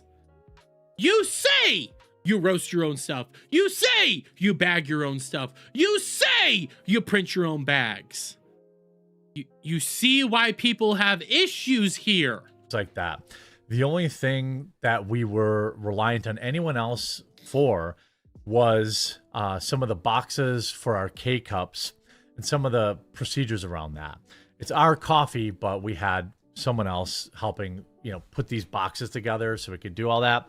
Well, apparently that person, I don't know this for sure, but I suspect it, saw my YouTube channel and didn't like my politics. And while we have a 20,000 K-Cup order, basically decided to tell us, to pound sand, or I don't know what's going on. We haven't heard anything back. This is absolutely crippling. You know, I'm already so overextended with Coffee Brand Coffee. I feel like they knew this was the time that they could really cause maximum damage. What is the solution? Well, it's to buy about $80,000 in equipment. That you put on your credit card and then scammed your audience to say that you needed this equipment. And then recently you said you never bought the equipment. You never did any of that stuff. So you scammed your audience. That's what people keep pointing out, is that you're admitting to scamming people. You're openly saying this stuff. And I keep forgetting that you said you print your own bags. That means you make your own bags. That doesn't mean that you're going to another company and saying, hey, this is my design. Can you print this for me? You're saying you make the bags there. There's no problem having to go to somebody else to make your bags. That's absolutely fine. But if you're saying you bag your own products, you roast your own beans, you own all this equipment, and then simultaneously say, no, none of that is true. Why did you guys think that to begin with? We believed it because you said it, you dumbass. And they don't like me. They don't want me to succeed. By the way, you can pick up some of my coffee at buycbc.com. It takes you directly to our Amazon store. No, it takes you directly to your website, and your website has a bunch of missing products. I'm just going to lay that out there. You can't get my flavors anywhere else. You can't get my roasts anywhere else. Now, you might argue, well, I can get Colombian beans from whatever. Sure, you can. Won't be exactly the same as mine. And here's another big gotcha. So this past week, these morons, so I showed a shipping label by accident on my live stream. And what happened next was exactly what's been happening for the last year to every partner that's worked with me, because these people who are supposedly against life ruination and messing with people's money, they're all frauds and liars. You know, no, none of us are frauds or liars. If you want to support Jer, go ahead and support Jer. I'll laugh at you, but go ahead and support Jer. I have no problem with that. Failed race car drivers, you know, failed, you know, comic books aren't how I want them. They're all failures in life. I wonder who all these failures are. I mean, again, not calling any individuals out by name or putting them on blast.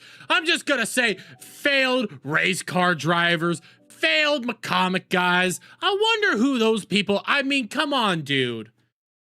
You're not even fucking clever with this shit. And they think they want everyone else to fail. It's the crabs in a bucket. You're the one that freaked out when everybody else was succeeding. You said the culture war is dead, guys. Nobody's doing the culture war anymore. It doesn't succeed. And everybody else is fucking winning. When you came out here and go like, look at them. They're no longer where they were. Look at how their views are dropping. Look at them. And ignored all the other shit. You're the crab in the fucking bucket, loser. Kind of mentality. But I want to explain, before I explain the big expose that happened, and then I've got a little tip later in the video to share that I think is pretty fun. Just some of what these people who just want the truth have been doing. They've been going through my garbage cans. Yes, and that dude that did it, I pointed and laughed at him because he was a fucking loser. But the garbage cans he was going through was Meta PCs. It wasn't actually your garbage cans. It was another company's garbage cans. So if you're gonna say that they're going through your garbage cans, then you are saying there that Meta PCs is your distributor. That dude should not have done that, by the way. I condemn what that guy did. I laughed at him with bearing on this show. But you can't be out there saying we're condoning that behavior when we don't. Don't do that. Don't go out there and harass his employees. Don't go out there and mess around with these people. I think that's dumb and gay. Everybody has said that routinely.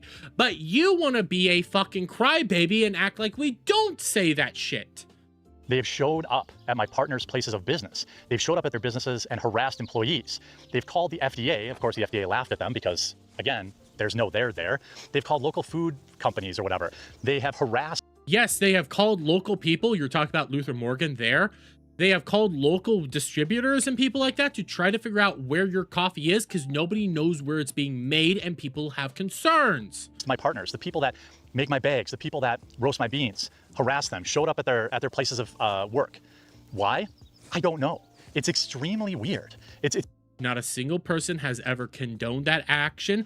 They have all condemned that, just like you used to do, and just like my chat's pointing out, you've done the same shit for 20 fucking years. Not harassed people, but talked about this stuff.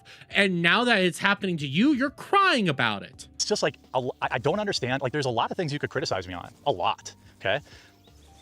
But this is like the dumbest thing, and they've really picked on it. So when they say they care about the truth, and when they care, they just really want transparency. No, they don't. They want to harass people, emails, phone calls. I mean, I have security footage of these idiots showing up at one of our facilities. Okay, I'm willing to bet it's the Meta PC's facility that you have security footage of, because that dude went to Meta PC's. What other facilities are there, dude? What facilities? We don't know where these facilities are. We don't know where any of this stuff is being made. We have no idea. We hear Javataza, we hear Mill Creek. We look down this stuff and we don't know. The only place we know is Meta PCs. But everything else is just deranged, dude. That's why people are asking around trying to figure this shit out. People say, Jeremy, why don't you just sue them? It's not worth it. These people have nothing. I can't take it from them, and there's no point. But the fact of the matter is, my business model is very simple. There's really nothing complicated about it, but it's not drop ship. Simply not. Every other YouTuber that you're thinking of is drop shipping, for the most part. But that's not what I do. I made the decision that I wanted to build a brand. It's the same reason I didn't call my coffee Liberal Tears Coffee or Coffee. But if you're still doing drop shipping, you're still building a brand. You said that Tim Pool drop ships and is a white label company. He has built a brand off of that. He has built Cast Brew Coffee. He does the exact same thing you have, and you're the one that said that he does this. So therefore, your argument is bullshit, because none of that makes any sense. Coffee or something stupid like that, because I wanted to build an actual brand. We're close to being into Walmart, and it's I don't know why they want to destroy this business. You know, we have employees, they're trying to ruin their lives, and it's pathetic. And the people that are viewing this and like partaking in this and acting like they just care about transparency, they're lying, because I see the emails from my partners when they're harassing them. They forward them to me. I see the security footage when you idiots show up at our facilities. I see. What facilities? What partners? What employees? Why are you acting like we're doing something when we don't know where any of these things are? So you can't say that we're doing this, but we don't even know the answers. Your YouTube videos when you're talking about going through my trash cans. That dude was deranged. All of this to do what exactly? Discover the truth? The facts of the matter is, this is a very dedicated group of people with nothing better to do, and I respect that. Hey, people get bored, right? I'm gonna check this other one now. People get bored. I understand that. Ugh. But there's nothing there. The level of harassment, and I'm talking about, like I said, showing up. I have you idiots on security cameras. Showing up and harassing. Then trespass him. If he is violating the law, if he is stepping onto property that he should not be stepping on, trespass him. Charge him with burglary. Do something. You can do that, dude. Some random employee of a neighboring business. Is that normal? Wait. Back that up. What did he just say? Cameras. Showing up and harassing some random employee of a neighboring business. Wait, you were saying they're harassing your employees, though. So, wait. And again, I'm not condoning this behavior. I condemn it outright. But you just said they're harassing your employees. And now you're saying they're harassing somebody else's employees. So then whose employees are being harassed? Whose employees are doing any of this stuff? What's happening? Where is all this stuff going on? And again, the only person I'm aware of is Meta PCs. And I condemn those actions. I called that dude retarded. There's no reason to be doing that. But nobody knows what it is that you're talking about now. Is that normal? How did you think that was going to go? It is just the dumbest, most like, the biggest problem is the hypocrisy, to be honest with you. These people don't care about transparency. They don't care about the truth. They don't care about anything. They're not my customers. You know, they leave hundreds and hundreds of fake reviews on Amazon. All this sounds like shit that you used to do. And you're starting to sound like a leftist. They're not my audience. They're not my customers. They're not this. I don't need to listen to them. You're starting to sound like a leftist, dude. Like, oh my God, they don't watch my videos. They don't know anything. I feel like I've heard this a million times from other fucking soy losers out there. Like, dude, don't be doing this right now. You're starting to sound no better than Pokimane. What the fuck is wrong with you? End up getting deleted anyway. It is, You just admitted to deleting fucking reviews that are negative.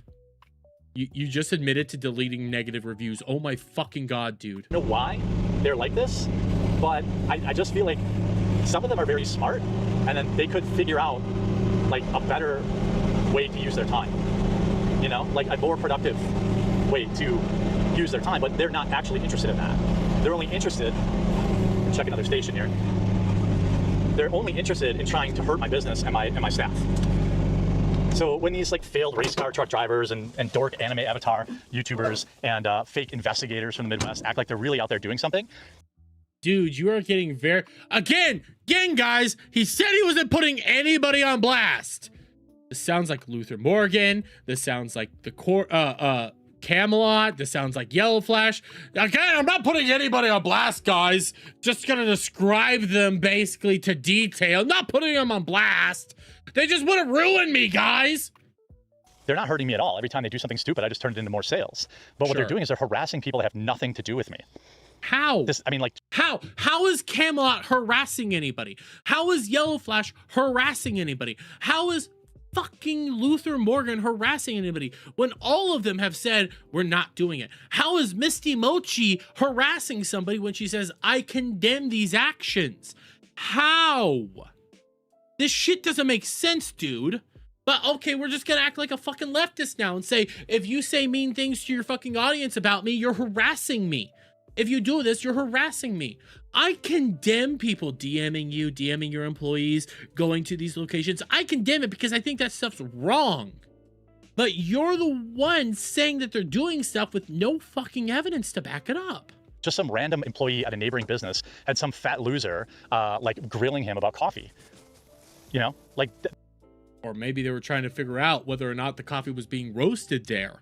They were asking simple questions. You think about that? That's what these people are doing. That's what these dork YouTubers are promoting. And it really doesn't affect me at all. It affects... Then why crash out like this? People who don't even know me. People who just... Wait, people that don't even know you? But you said that they're going after your employees and your partners. So they should know you. They're going to your facilities. These people should know you. If they don't know you, then they're not your facilities and you're admitting to being a drop shipper that just calls people up to have them make fucking coffee for you.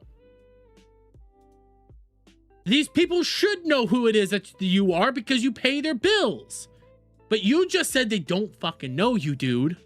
Have an account number. They don't know anything about me, anything about my YouTube videos, anything about anything. They don't know anything about it. And it's funny because obviously, as you figured out by now, this video is bait for those idiots who are just helping me monetize this channel. Thanks to them. Then why put this out there? Why? Why put this shit out there? Thanks to them, this channel will be monetized in only 2 weeks because they are furiously trying to get some sort of information or get some sort of gotcha. Thanks for your help, morons. Keep tuning in. Here's the other big... I mean, good point. I should just start downloading this stuff and reacting to it that way. Big thing. The other big gotcha that, you know, failed race car drivers and things like that, you know, they think that they've really got me. So there was a shipping label that was shown, okay? Mm-hmm. And so everyone thought, wow, this confirms that his coffee's drop shipped. Which, by the way, if it was, no big deal. But I have made it a point to say it isn't, because it isn't. If it was, I'd be making a lot more money. If it was, I would have made quadruple what I have now. If it was, I wouldn't have to pay staff to pack orders. Like, you're not paying staff, though. You just said that they're harassing people that you don't even know. You're not paying anybody. And by the way, guys, we got to do this. We got to do this right. We're going to do this. We're going to do this right. Because fucking Phantom J Bay with a $20! Shout out, brother. I appreciate it.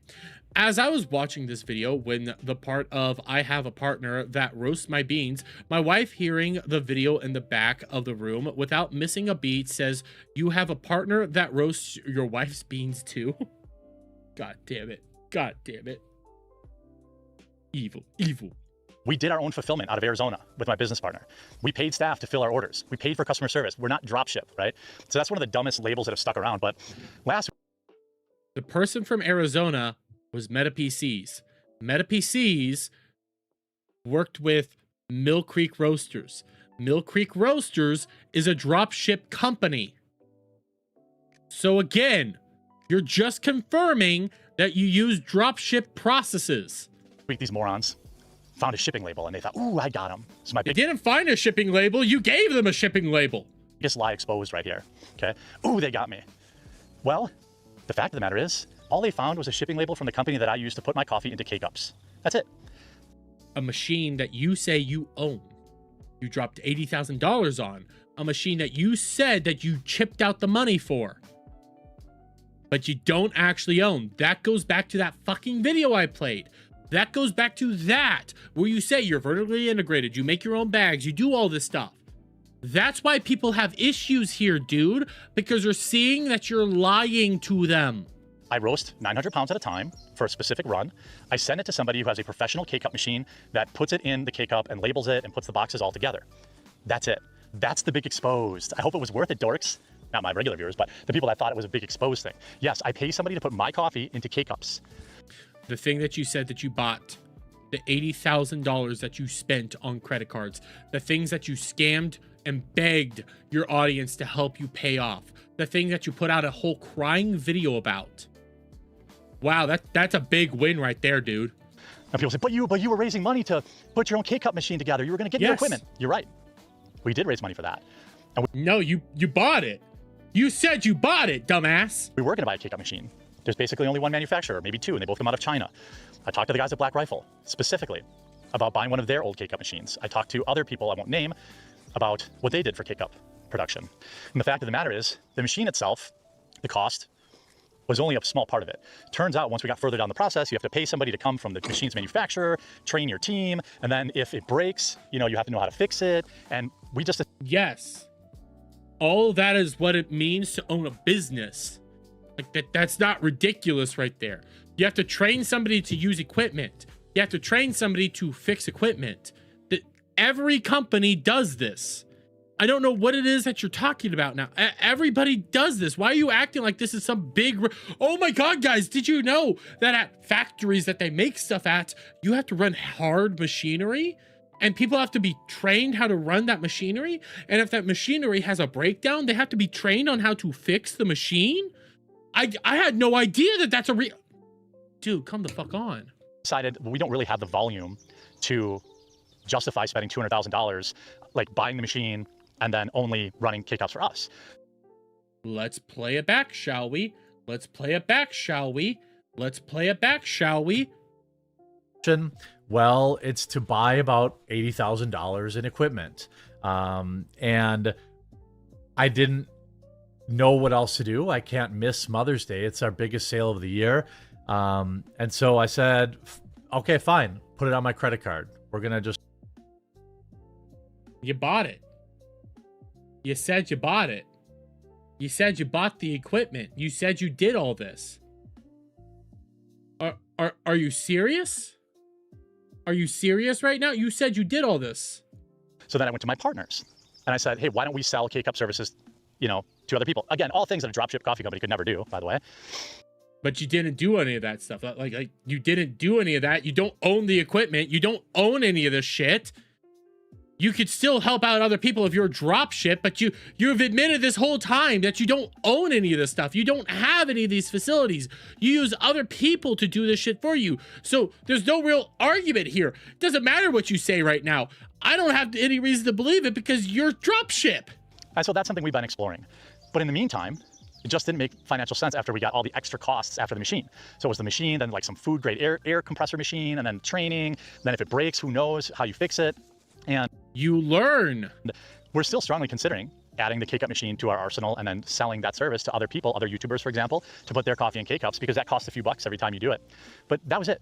And in exchange for that shipping label, these people called and harassed a nice family-run business for days. What business? I glitched out there. What business? What company? What area? Is it Mill Creek? Is it Javataza? Is it Meta PCs? What? What area are they calling and harassing?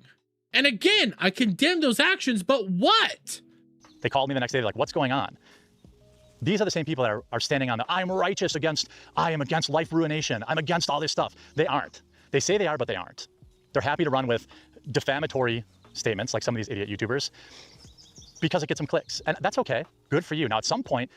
You mean the same thing that you did when it came to, I just had her name. Lauren Southern? Yeah, Lauren Southern. Lauren Southern called you out for fucking lying on her name and not doing her job. You did the same fucking shit, dude. What the fuck are you talking about?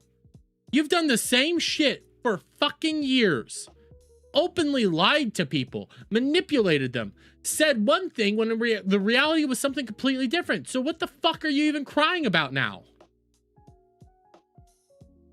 Are you crying that it's happening to you? Well, you did this yourself. You acted this way yourself. You did all this.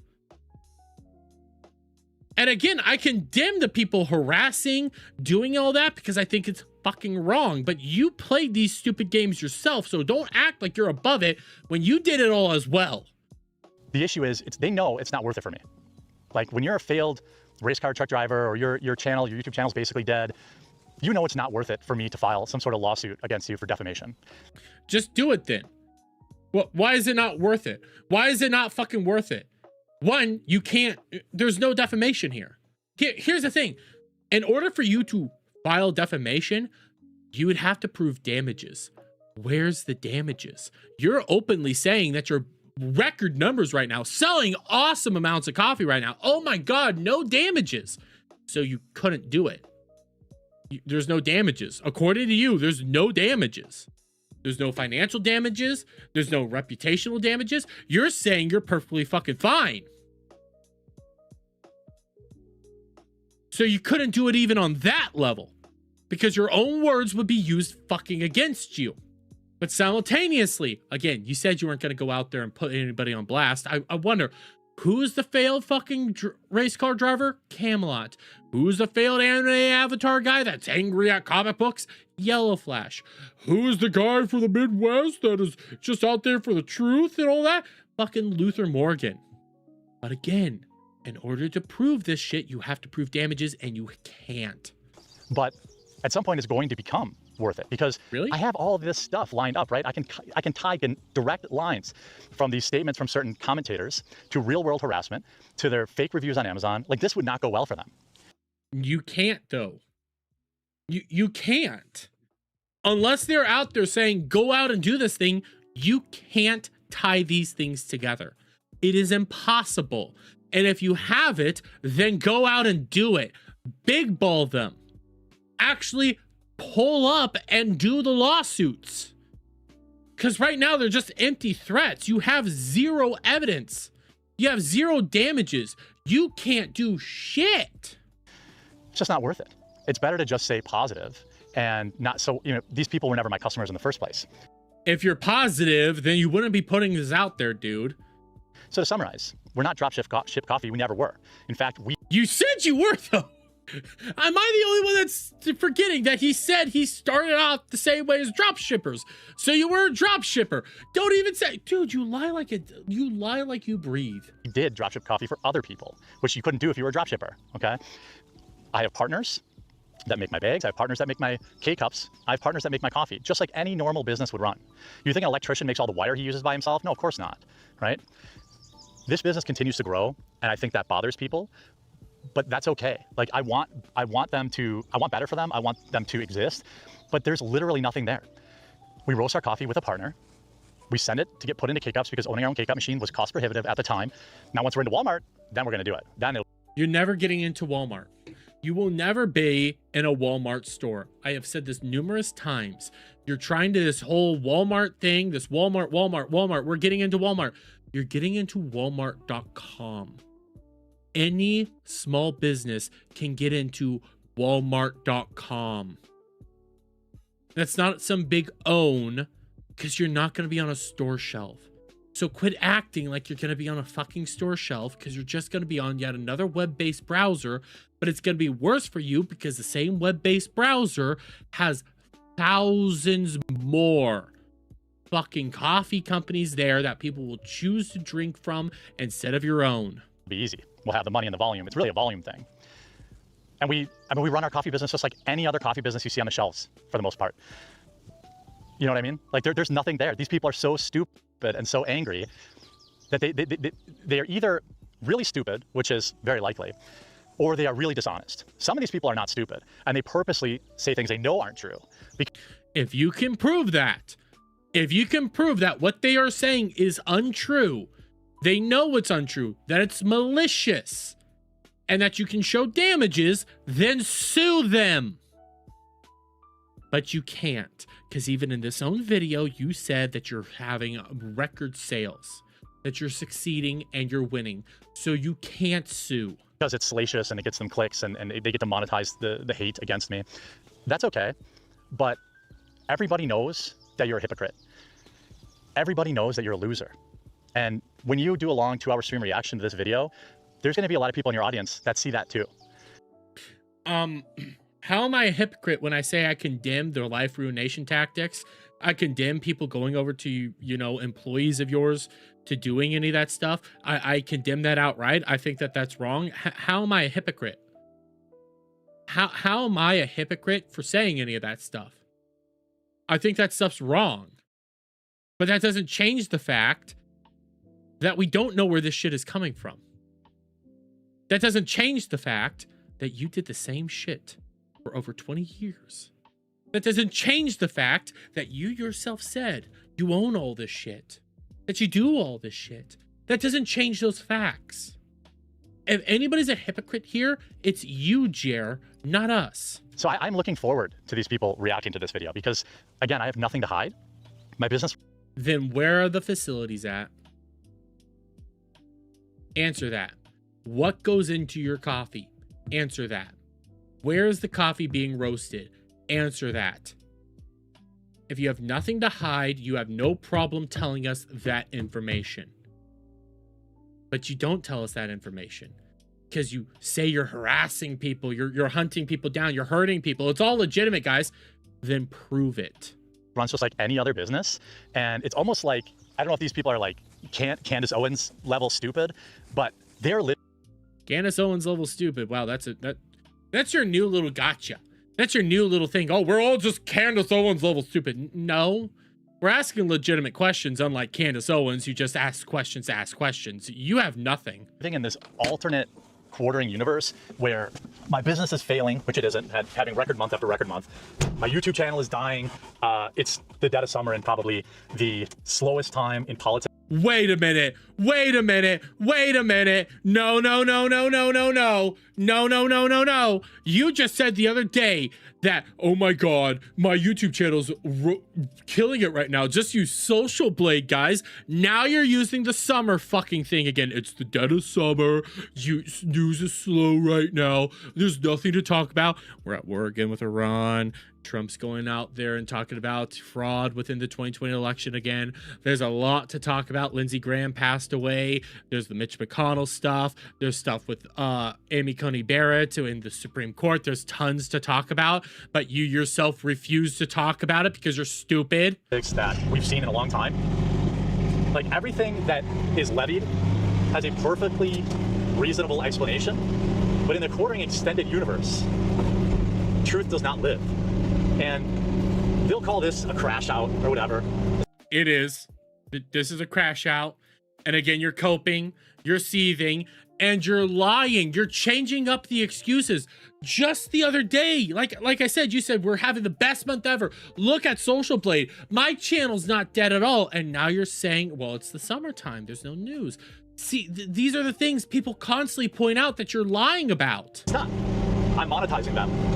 They're really tuning into this, hoping to get another gotcha. There just isn't. You're the one that admitted that you don't own your own roasters, you don't own any of this stuff, and you go through other places, and that you're a dropship. You're the one that is admitting to this shit. Nobody's forcing you to do this stuff, dude. You're the one going out there and saying this. There's nothing there. They wish there was something there, but there's nothing there. And the hilarious part about all of it is that this will do nothing to dispel the defamatory statements or the libelous statements. It will do nothing to curb these morons harassing employees at a coffee roastery. It will do nothing to stop these people from harassing people in my packaging facility that I use, because they're not good people. They want you to think that they are operating on like truth and righteousness and that they're really going to get somebody who's been getting over on you. There isn't a single one of my customers that thinks I have an entire roasting facility sitting in my garage. They're not talking about the garage though. But you said you own your entire roasting facilities. You said that you own all this stuff. You said you do your own packaging. You make your own bags. You print your own bags. You said that. You do your own K-Cups. You bought the equipment for the K-Cups. You said it. So, yes, there are customers that believe that you do this. Because they listened to you. They heard you say those words. So enough with this bullshit about defamatory or anything, because they're just going to use your own words against you. They're going to use your own statements against you. That's why, one, it's not defamatory because they're going off what you're saying. And two, you have no cause because you can't prove damages because you yourself right here, record numbers, selling like never before. Then if we go off your own statements, there's no damages. There's no there with your own words. You can't do shit. They're taping for people that don't exist and have never existed. It's one of the weirdest, most pathetic, sad. Like, you want to go at my political opinions, you want to go at things I've flip-flopped on, you want to go at... Like this right here that you flip-flopped on? Okay, we can talk about that. After things that, like, you know, I'm wrong about. That's all reasonable, fair game stuff.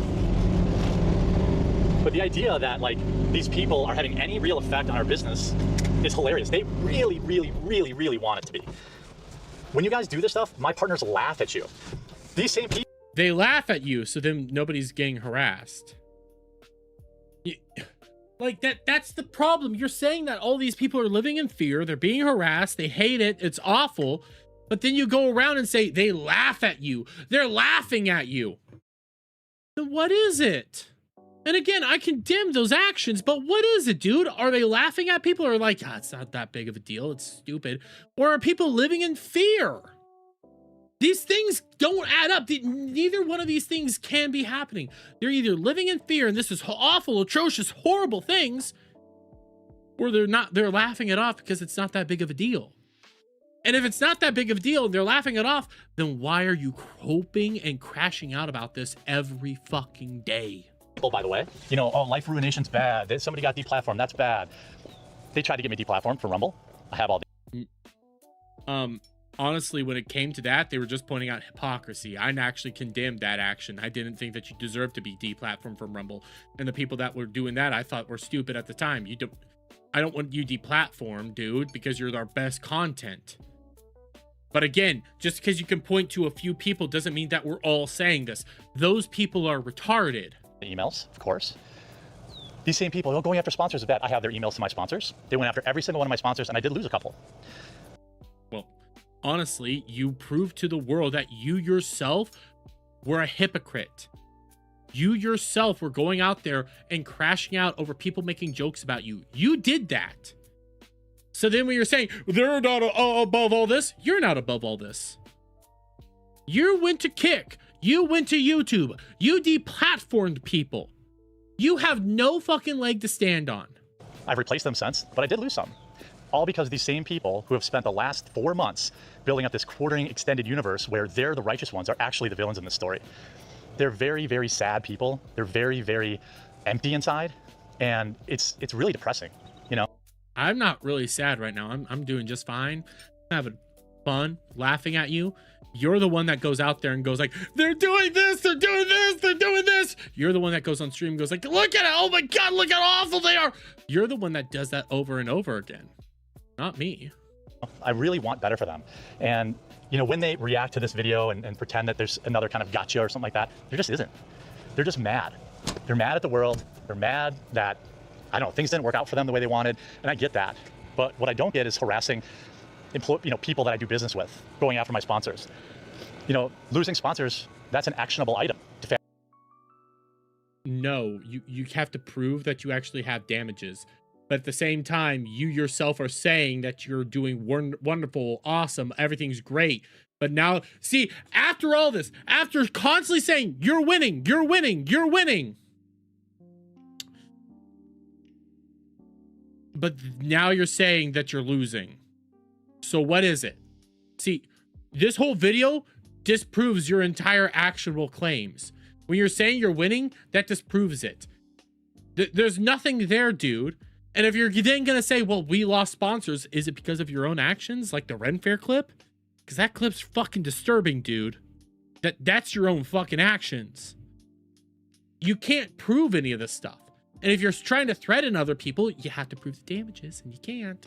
Defamation, right? They were emailing my sponsor saying that I was doing drunk ad reads for them. You might have been. Right? Obviously I wasn't. And my sponsors knew that. Not all of them. Wait. So your sponsors knew that, so they dropped you. So then they dropped you for another reason. Some of them just couldn't deal with the constant barrage of harassment.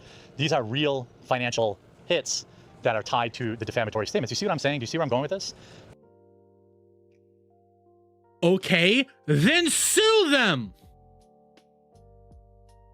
Then do it. Go after them. Be a man. You're saying it's happening, then do it. Quit with this pussyfooting around and threatening. Do it. Send the cease and desists. Send the messages. Do it. Take the legal action. No fucking balls. Because I know you won't. Because you can't prove it. You can't prove that Camelot is the reason that you lost fucking sponsors. You can't prove that Yellow Flash is the reason you lost sponsors. You can't prove that fucking Luther Morgan is the reason you lost sponsors. You can't even prove that Kino Casino is the reason you lost sponsors, or Misty Mochi is. You want to know why? Because all of them have condemned these actions.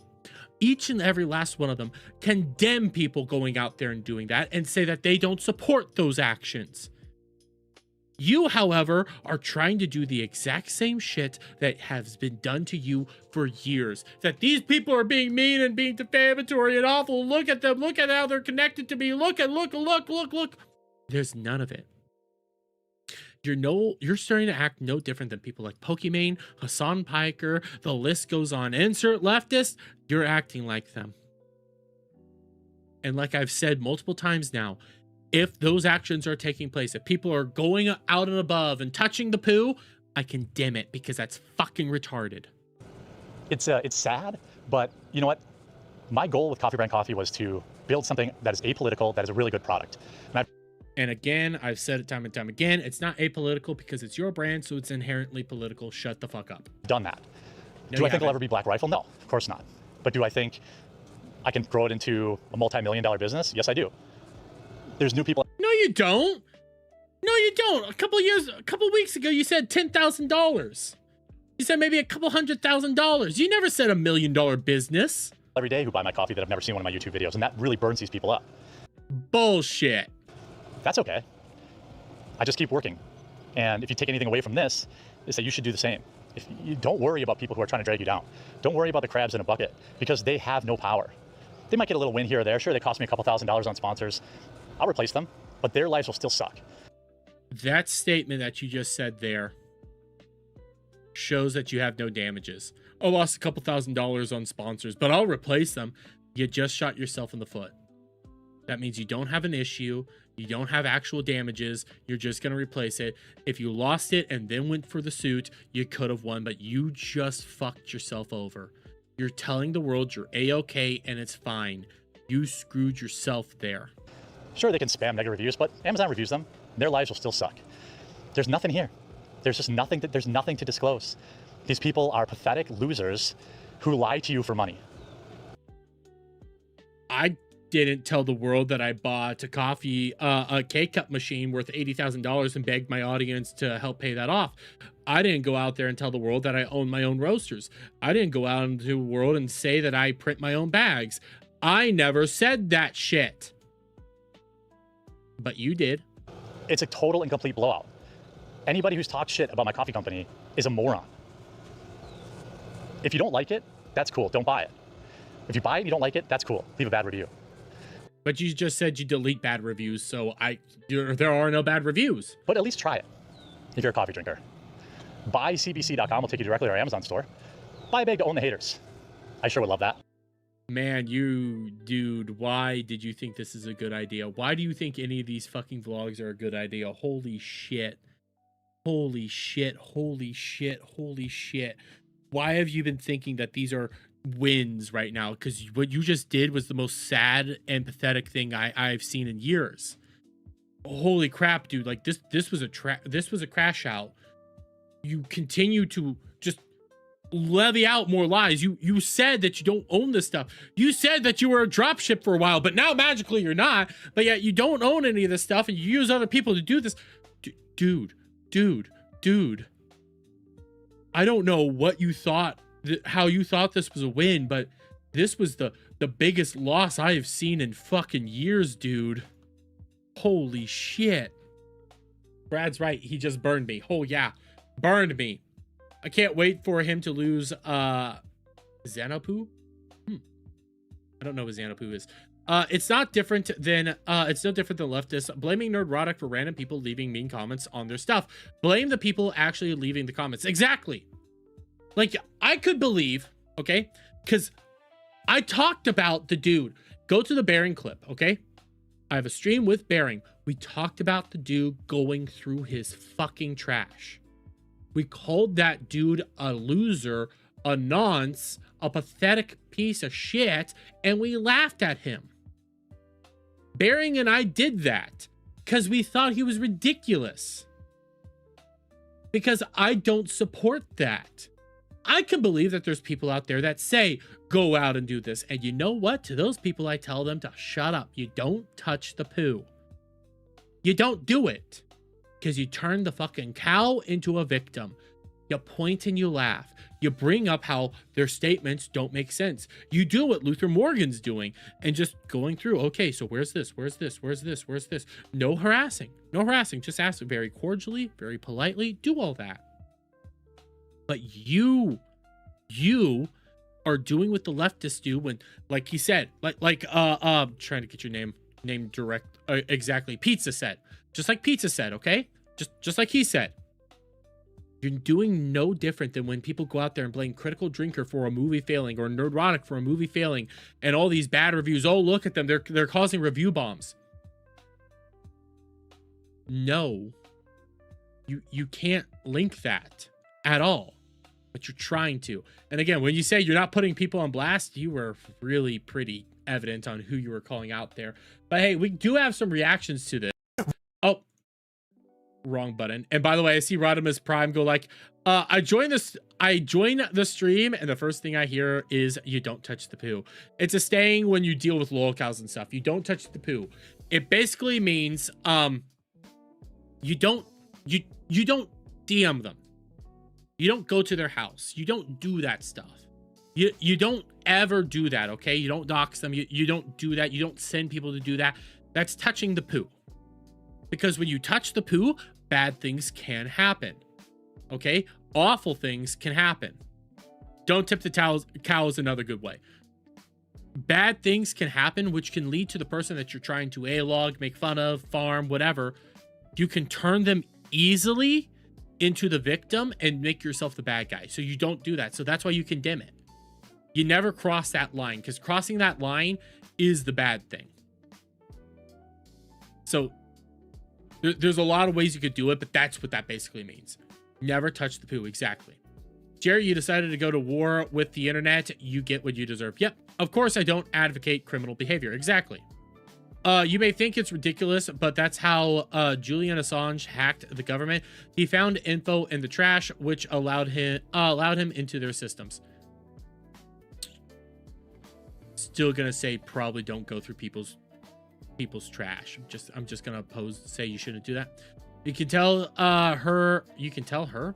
I think you mean he. He was imploding in that vid. He probably went in and slapped Paul. Yes. Never touch the trail of smears. Exactly. You just don't do that. But I do have the reactions, like I was saying. Luther Morgan obviously went live with this. I'm gonna check that out after stream because he got brought up. We got Misty Mochi responding to Don Florgany saying, oh yes, he did. Oh, Don Florgany said, did the quartering just admit to using a roaster on his vlog? Huge broadcast tonight, folks. Yes, he did. He also threatening lawfare. What happened to, I wish them all the best, and I hope they make a lot of money. He has said that he hopes he makes $1 million. And I did see another thing from Misty Mochi. Let me pull that up. Shout out to Misty Mochi, by the way. Right here. I'm going to do an official response video once I get my thoughts together. But I would like to just say a couple things. One, I have never condoned anyone harassing Jeremy's employees, partners, or distributors. In fact, I have admonished that type of behavior. She has, and I think that's based. 2. What happened to the money you raised last year from the Founders Pack? The money that was supposedly for the K-Cup machine. 3. If you have all this proof, why not show it to us? Yes. All that's facts. All that is facts. I also have this from Florida Breeze because the quartering says when he gets bigger, he's going to sue the haters. Okay, DSB. Well, let's see this. This is a comment from his actual thing. I've warned them that throwing speculation out as 100% fact opens them up to litigation. The biggest issue people have is you raising money for a K-Cup machine you didn't buy. That's a fair criticism. It's only on hold right now. We're going to buy it when we get a little bigger. I talk about it in the video. But you said you bought it. You said you bought it, dude. Like, you can't even act like this is bullshit. You said you bought it. I saw that. I'm just saying that that's where a lot of the criticism was originating. It needed to be addressed. And you've never disproven that. You said you did it. And that Founders Pack is fucking insane. I can't believe you've actually done that. And again, from Yellow Flash here, go fuck yourself, the quartering, you dumb bastard. I'm not afraid of you. I'm gonna keep making fun of you all I want. Based and red pilled. Fucking based. Fucking based. Based. Look at this motherfucker. Look at this glorious motherfucker. Coming out here and saying I'm not scared, because that's what you shouldn't be scared of him. If he had anything, he wouldn't be out there trying to saber rattle, okay? He'd actually do something about it. I also saw Camelot said some funny shit. Let me pull up Camelot, because Camelot said some hilarious shit. Let me see this.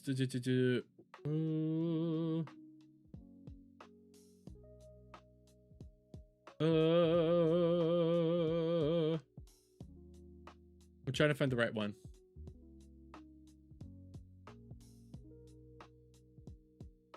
There was...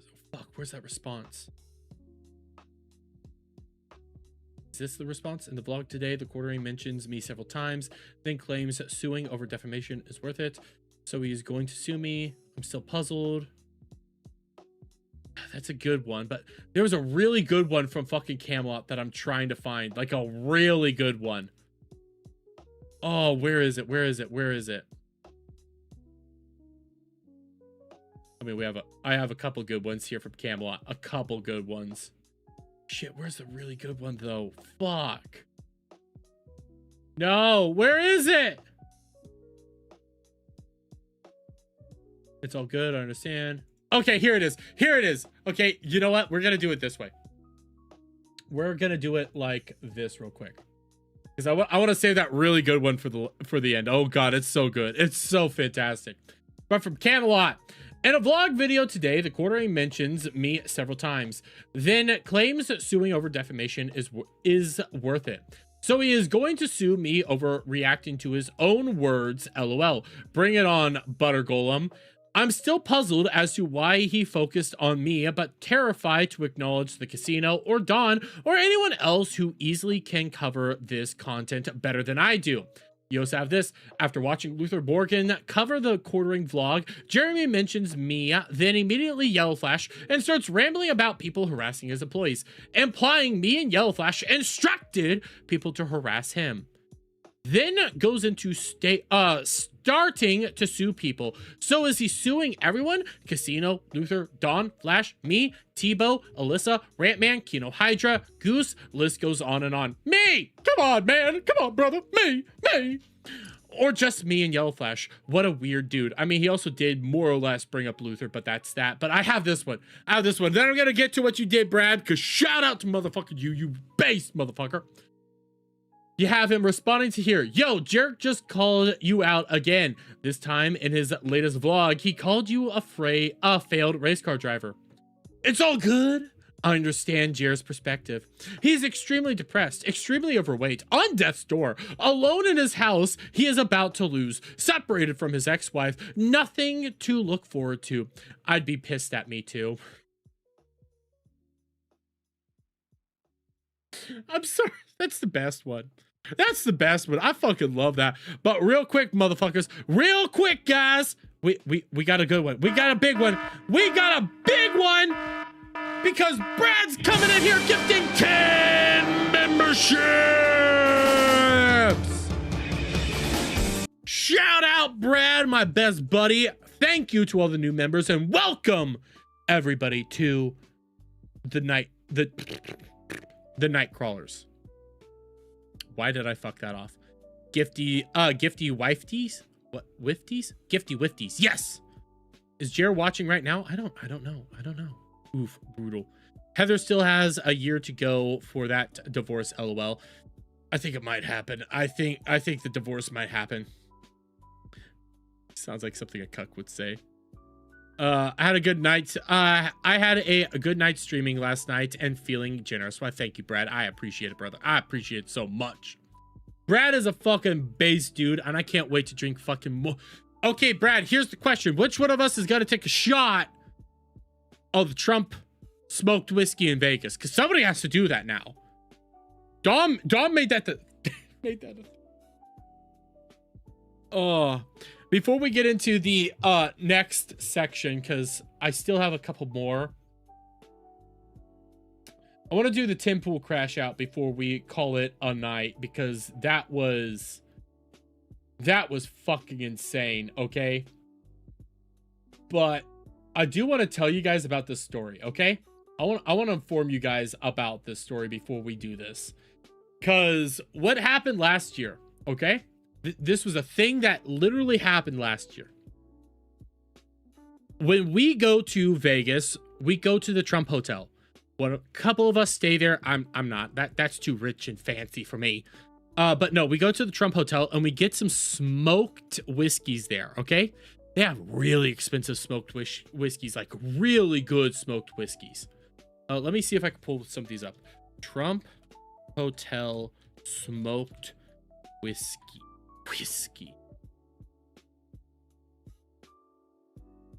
I want to find how much they cost. No.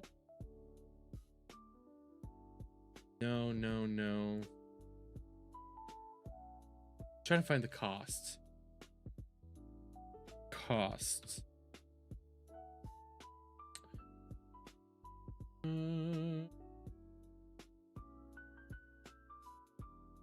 Shit, I'm not finding the price right here. Grand Tea Lounge Bar.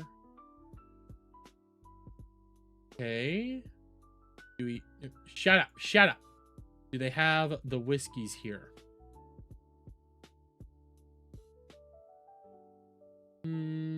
This is here. Let's go Trump Hotel and we'll try it this way, because I want to show you guys like the prices on these.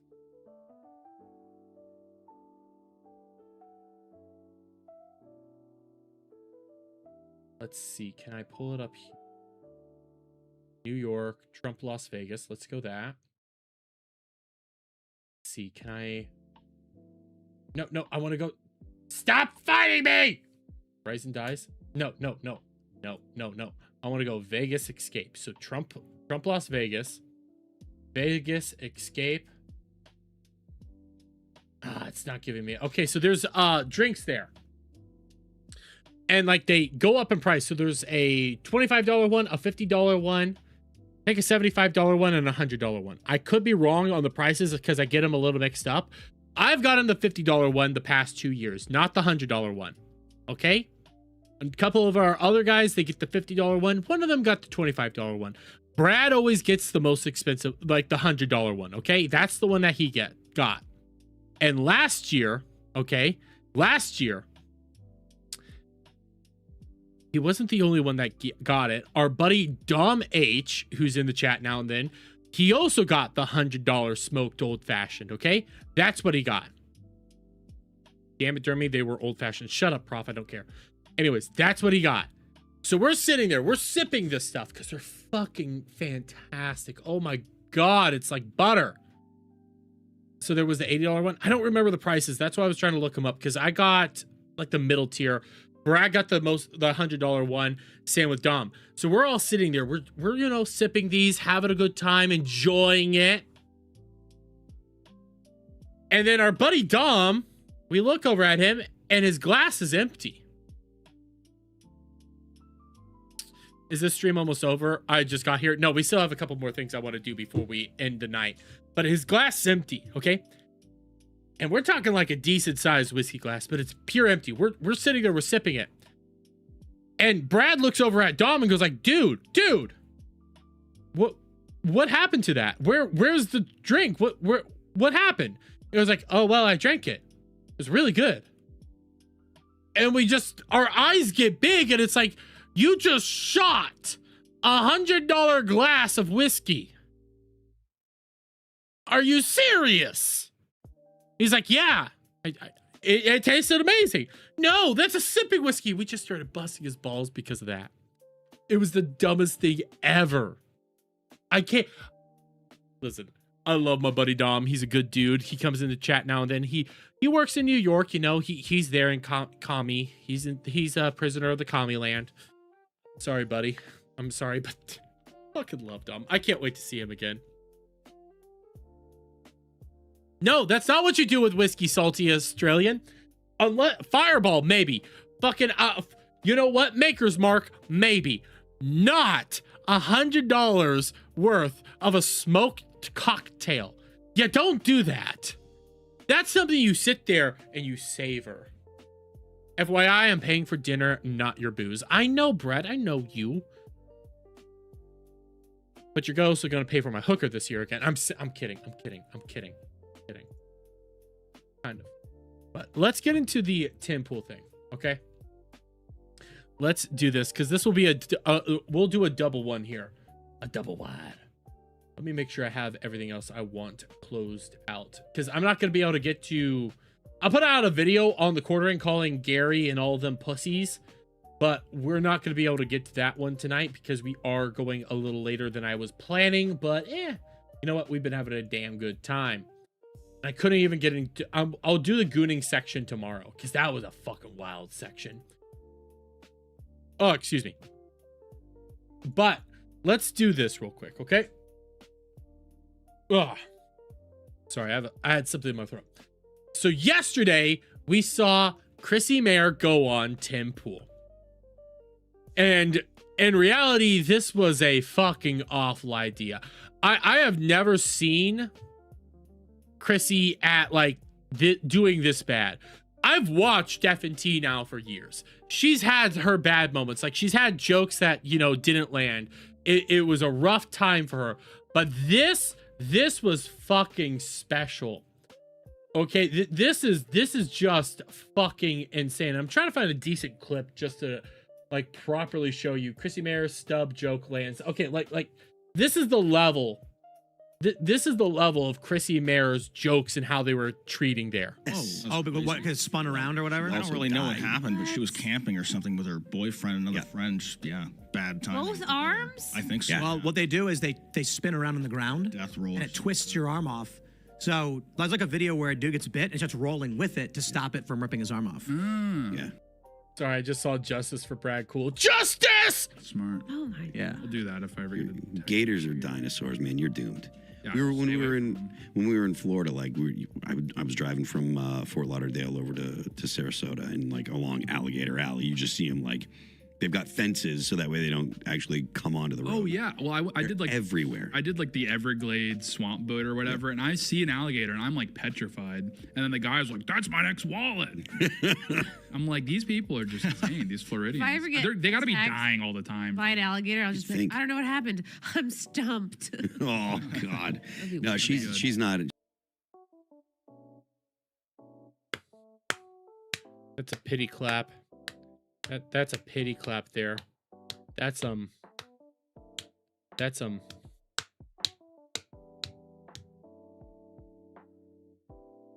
Wow. She passed away. Oh, There was that one movie with the surfer girl, and she got an arm hacked off by a shark. And it worked out well for her. She got movies. I think it's probably better to get. Yeah, that I watched a lot of these clips yesterday. That it was bad. It was bad. But the funnier part about it was the chat. Okay, the chat was the actual winner here, because we have a couple of these from Keno Grove. The Timcast IRL is going great for Chrissie. Let's just take a look at some of these. So many. Tim stole Jeremy's new pussy grift. His new co-host is under attack. Jeremy the Cockambly is the new king of lolcows. The oranges were banned by the dim fool. Oh God. Tim hates free speech. Oranges. Oh God. Oh God. Oh God. Chrissie is adding nothing to the show, just like on F&T. What else do we have? Free Hannah Claire. Oh wait, dude, is Tim still there? He never is quite this long way up. What up, Tim? Then we have some of these as well. The Quartering shows up in chat, so there's Ham Planet.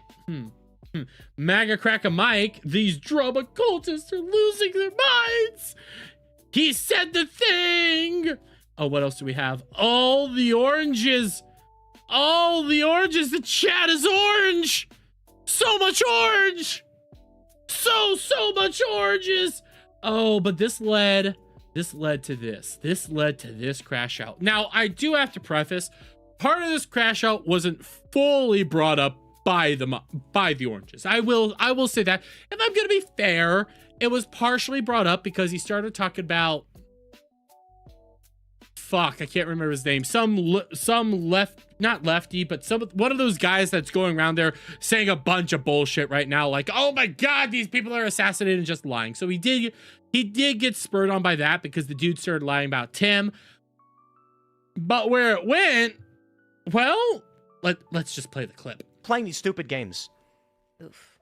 Burner account says banning chat, Tim. Really? Next thing you'll tell us that you don't know what the oranges are for.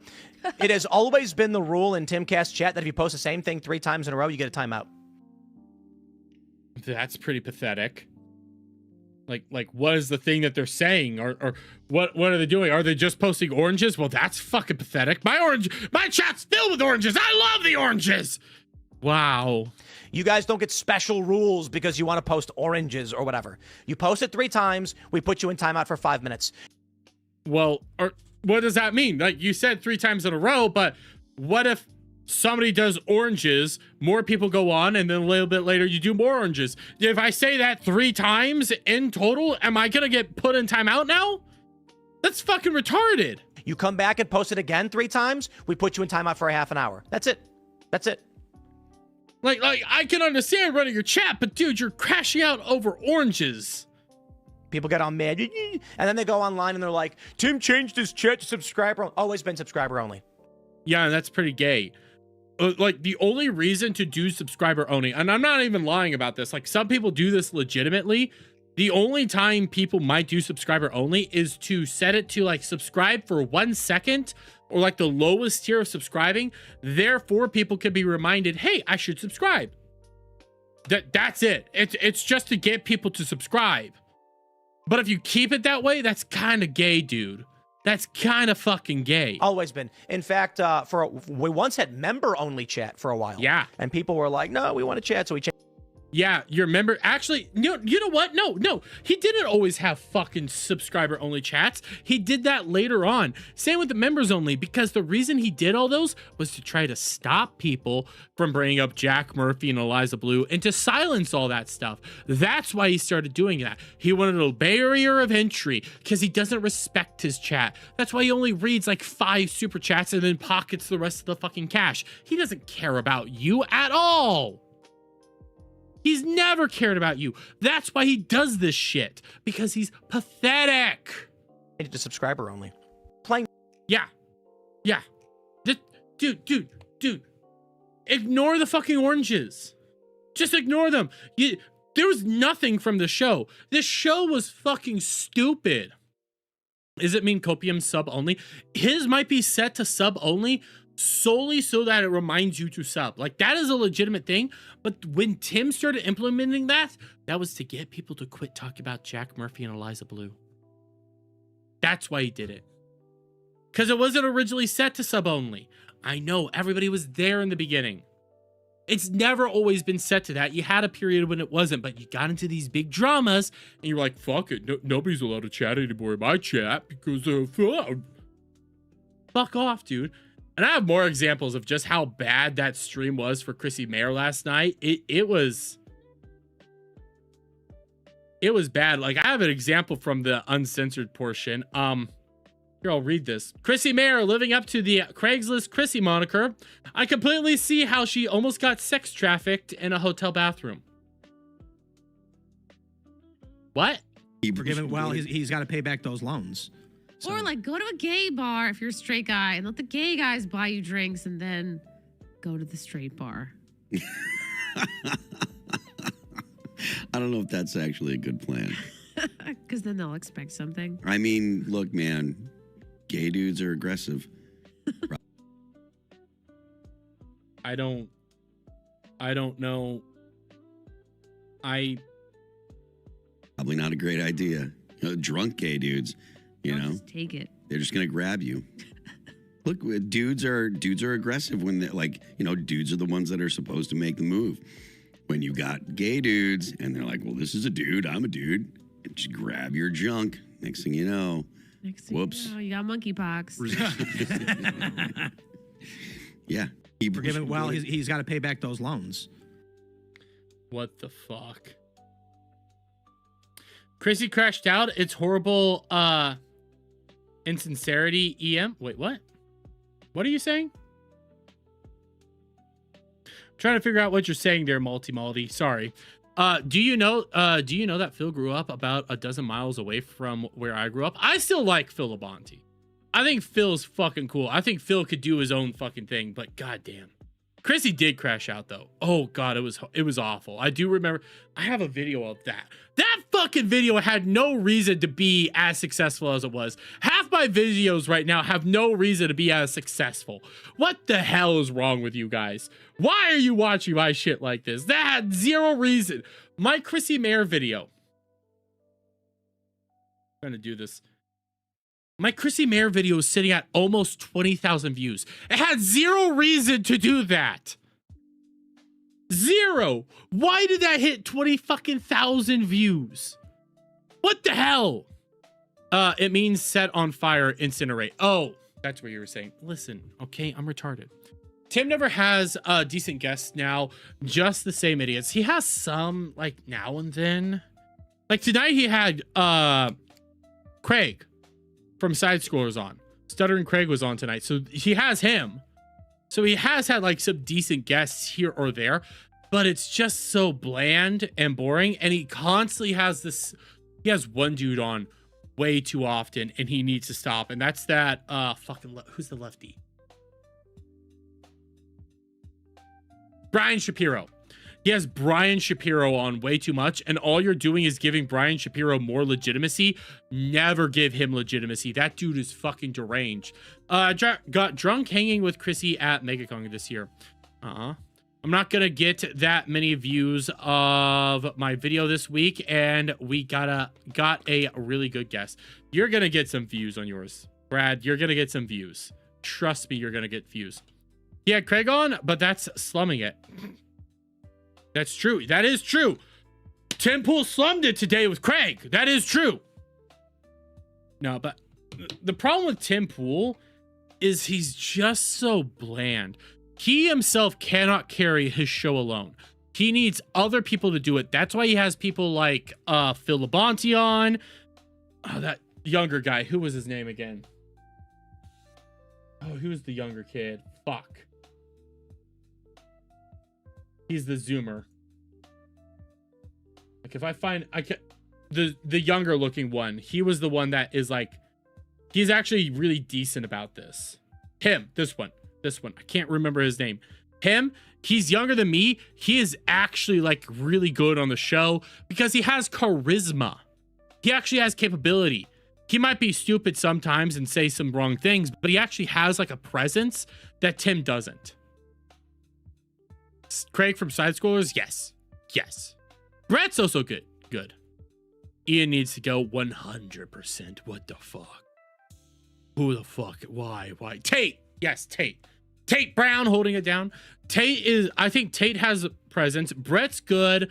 And Phil is good. Those are your 3 best players. Tim isn't good. The only reason Tim's still around is because it's his company and it's his name. It's his face. Everybody else is better at the show. I will give Phil some pushback. He's not good at running the show himself. He can, but he's not that good. But I do think he has better presence, and I enjoy listening to him a whole lot more than I ever enjoyed listening to Tim. But also, you get through the fucking topics with Phil at least. But okay, what else do I got here? What time is it? 10:31. The cuckering losers. The cuckering losers. Tate and Brett are good. I'd watch a Phil show. Phil can do it, but he can't do it the way Tim does it. So like Phil does it in a little bit differently, and it's hard cuts to different stuff. He tries to do like the subtle cuts, but it's hard cuts, and it's like sometimes you just gotta let it go. But I have some other things that I want to talk about, but I don't know if I have time. Here, you know what? We'll do 2 last things. We're gonna do one thing first, and then we're gonna go. Then we have one last thing. So put a Tim cardboard cutout in the studio and send him home. Literally, that's practically better. 20K views. Dermy should buy dinner, Brad. No. That's not how that works, buddy. That's not how that works. But I have 2 things I want to do. We're gonna do the funny one first, and then we're gonna go into the other thing. But this, I'm still struggling to realize that this is something that somebody said today. It's 1 minute and 57 seconds long, but this is from Yeet, and it's something Hassan said today. I'm gonna read this. Hassan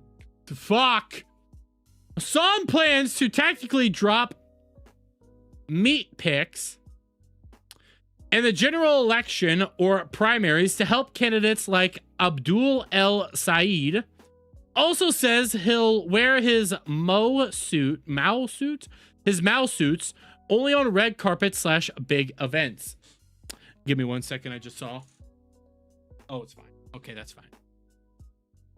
Okay, but let's just listen to this. Clearly, some of you guys just you're horny and you want the meat. You're like, Arby's, show me the meats. Oh, this is about to get so much worse. And for me, it's like I'm leaving it up to the imagination. I'm keeping it locked in the chamber for a special occasion. You know what? Don't bring it out. Don't bring it out. Don't bring it out. Don't bring it out. Don't. I mean, the more I tease and the more I hide, the more valuable it is. Shout out Sin Stalker for becoming a member. Shout out. Thank you so much, Sin Stalker. The more I can use it in an opportune moment. And a lot of you are not thinking about that.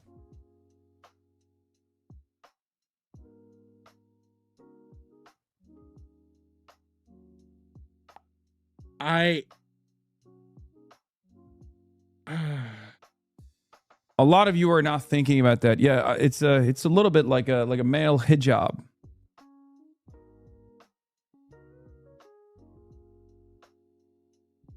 Nobody wants to. Okay, I have to correct that. There are some weirdos in the world that wants to see this. Hey, no problem, Sin Stalker. I have no problem. Hey. My rule here is if you guys cannot afford it, don't worry about sending it. It is what it is. Okay, there's no problem there. But what the fuck am I listening to? If you will. And I'm gonna deploy it tactically. It's gonna be a tactical meat deployment.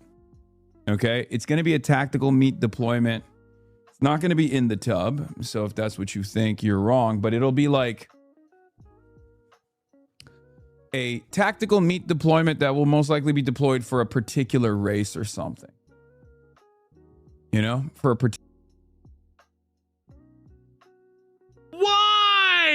particular race, maybe Abdul Al-Sayed in the general.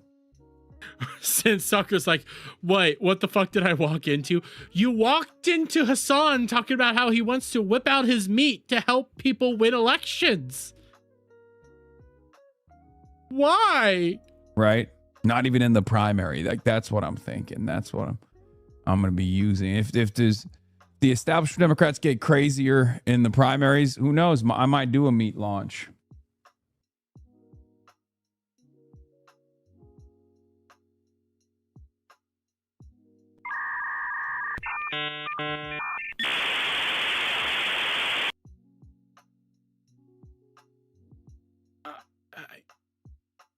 You know what? I have to do this. Ah, it broke. Let it load, and we'll do it. We'll do it right. We'll do it right. We'll do it right once it's done loading. Once it's done loading, we're doing this We're doing this just because we need something to ease the tension. I know math is hard when you're an idiot, but like if you're a broke boy, just say so. Here, I'll also do the $5 one just because we need something. $5 a month. How do you have hours of time to watch me and not $5? All right, everyone in the chat's making me depressed with all their sad sob stories about how their life is over and they can't afford $5 a month. I'm only doing that because I needed something for us to laugh at because I'm still shell-shocked. You know, go meet for meat with some folks. But for the time being, you know, at level 50 hype train, can we see the meats? Sure. It's not going to happen. When are you going to wear your mouse suit? I plan to wear the mouse suits on red carpets and stuff, like big events. You know what? I don't care about the mouse suit stuff. I'm just more shocked at this. And by the way, where the fuck is my remote? I only pick certain ones here because it works better with that. Give me a second. Load. Load, you filthy whore! Oh, wait. Might work.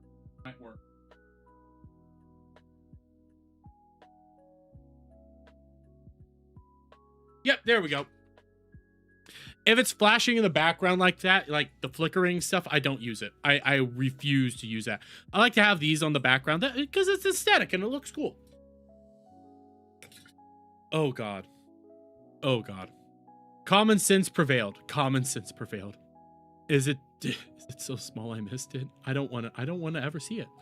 Let's not promote seeing that. Let's never ever promote that. That's a dumb idea. That's a very awful idea. Oh, why?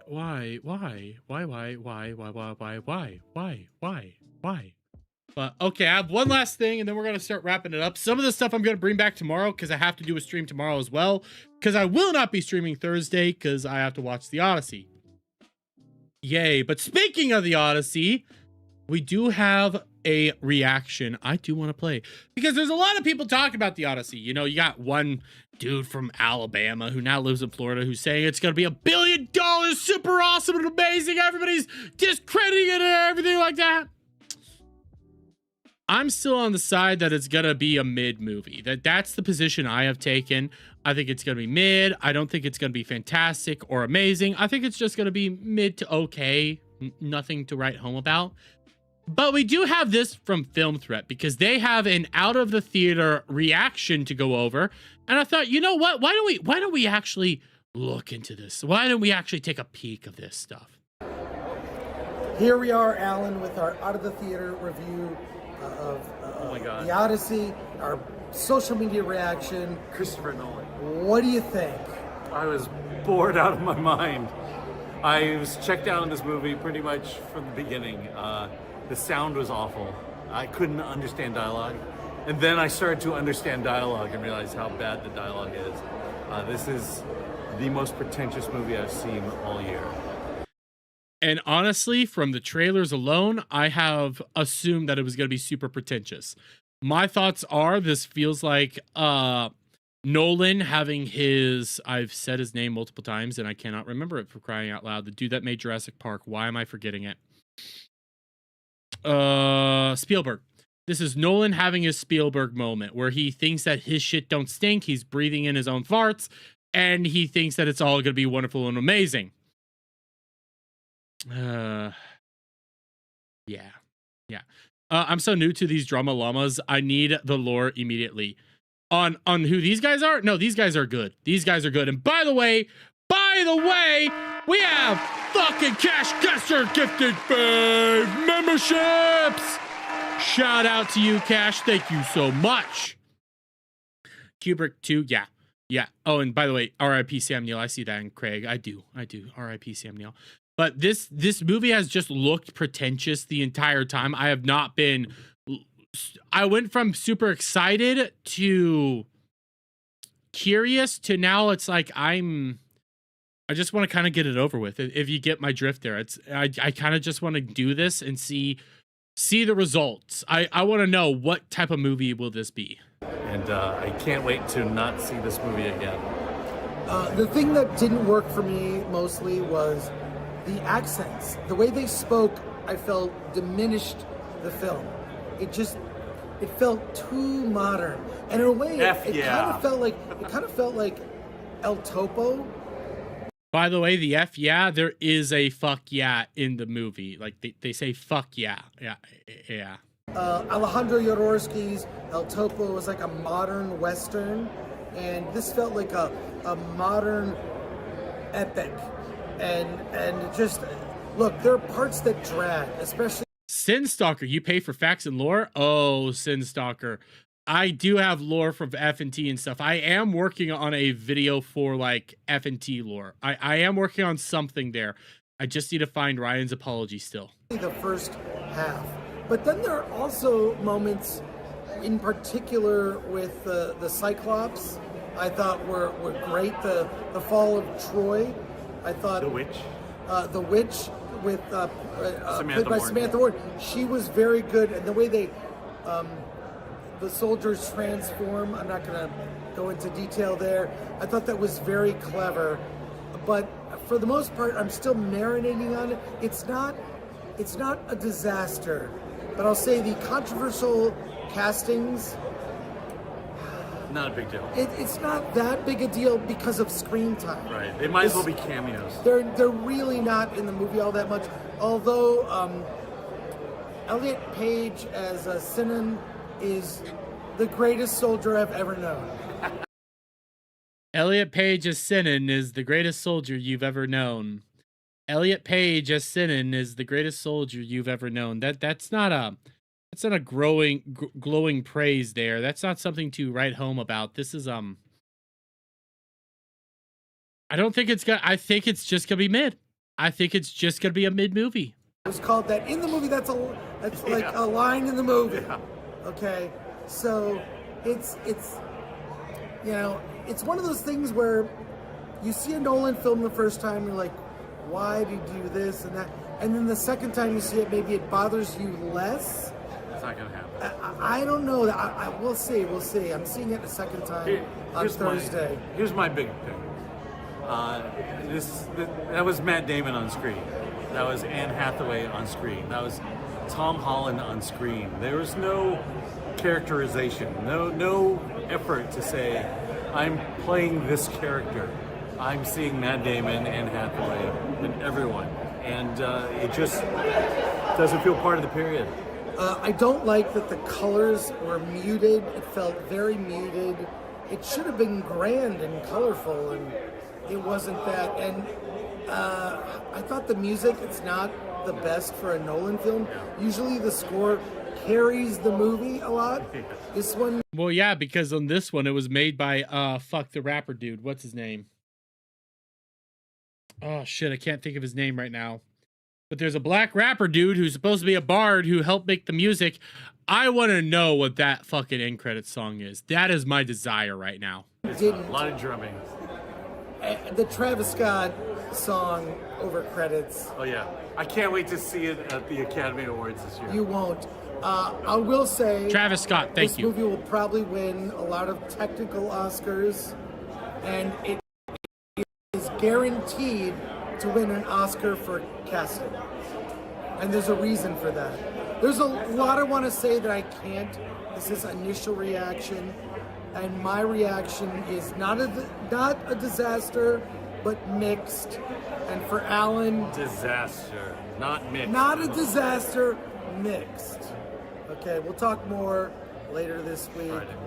They can't say too much right now. I think this is going to be mid. I think this is going to be the most mid of mid movies ever, which is a travesty. This should be a epic. This should be something awesome to do. But yeah. I still am going to hang my hat on this movie doing about $800 to $850 million. I'm going to hang my hat there. Don't think it's going to be a $1 billion movie. I don't think it's going to be a super big success. I think it's going to be mid. If it's not a $1 billion movie, it is technically a flop by Hollywood standards. But on the most technical level, it is also successful. So it's going to be weird. This is going to be a weird week, but I have that to look forward to. I got that to look forward to. That is going to be flashes in the pan? What do you mean by that? What do you mean? Spider-Man. Oh, Spider-Man. Spider-Man will outshine end of month by far. Oh, yeah. Yeah. They have basically a free week. So if you guys don't know this, let me get this. Basically, you have this weekend is opening weekend for the Odyssey. They have all next week. Let me check my calendar. They get all next week, and then immediately it's straight into Spider-Man. Spider-Man's gonna eat up everything. It is just gonna fucking destroy. You're not gonna win with Spider-Man out there. But that's pretty much all I have for right now. I have a couple of other things that we can save for tomorrow because it's not super drastic and immediately needs to get to. And then some of it's more pop culture based and stuff like that. And I'm still going to hunt down that response from not Dr. Doom, from Ryan Kennel apologizing to Doomcock. I am going to hunt that down so I can have that ready for stream and all that. But in the meantime, guys, let's set up to raid. I think I might have just enough. Nope, don't have enough over on Kick. So, YouTube bros, YouTube peoples, it's time. Let's see who we gonna raid into. We got channel 404. Let's see who's live first before we raid. Let's go. We're gonna raid into channel 404. Shout out to Don Flurgany. Let him know I sent you. And to the rest of you guys, you compared Ryan to Dr. Doom. No, I was trying to say Doomcock. Listen, shut up, Brett. Shut up. We'll talk about it later. But in the meantime, guys, you all have a lovely night. Have a lovely day wherever in the world that you guys might be at. And we'll see you on the next one. Bye for now.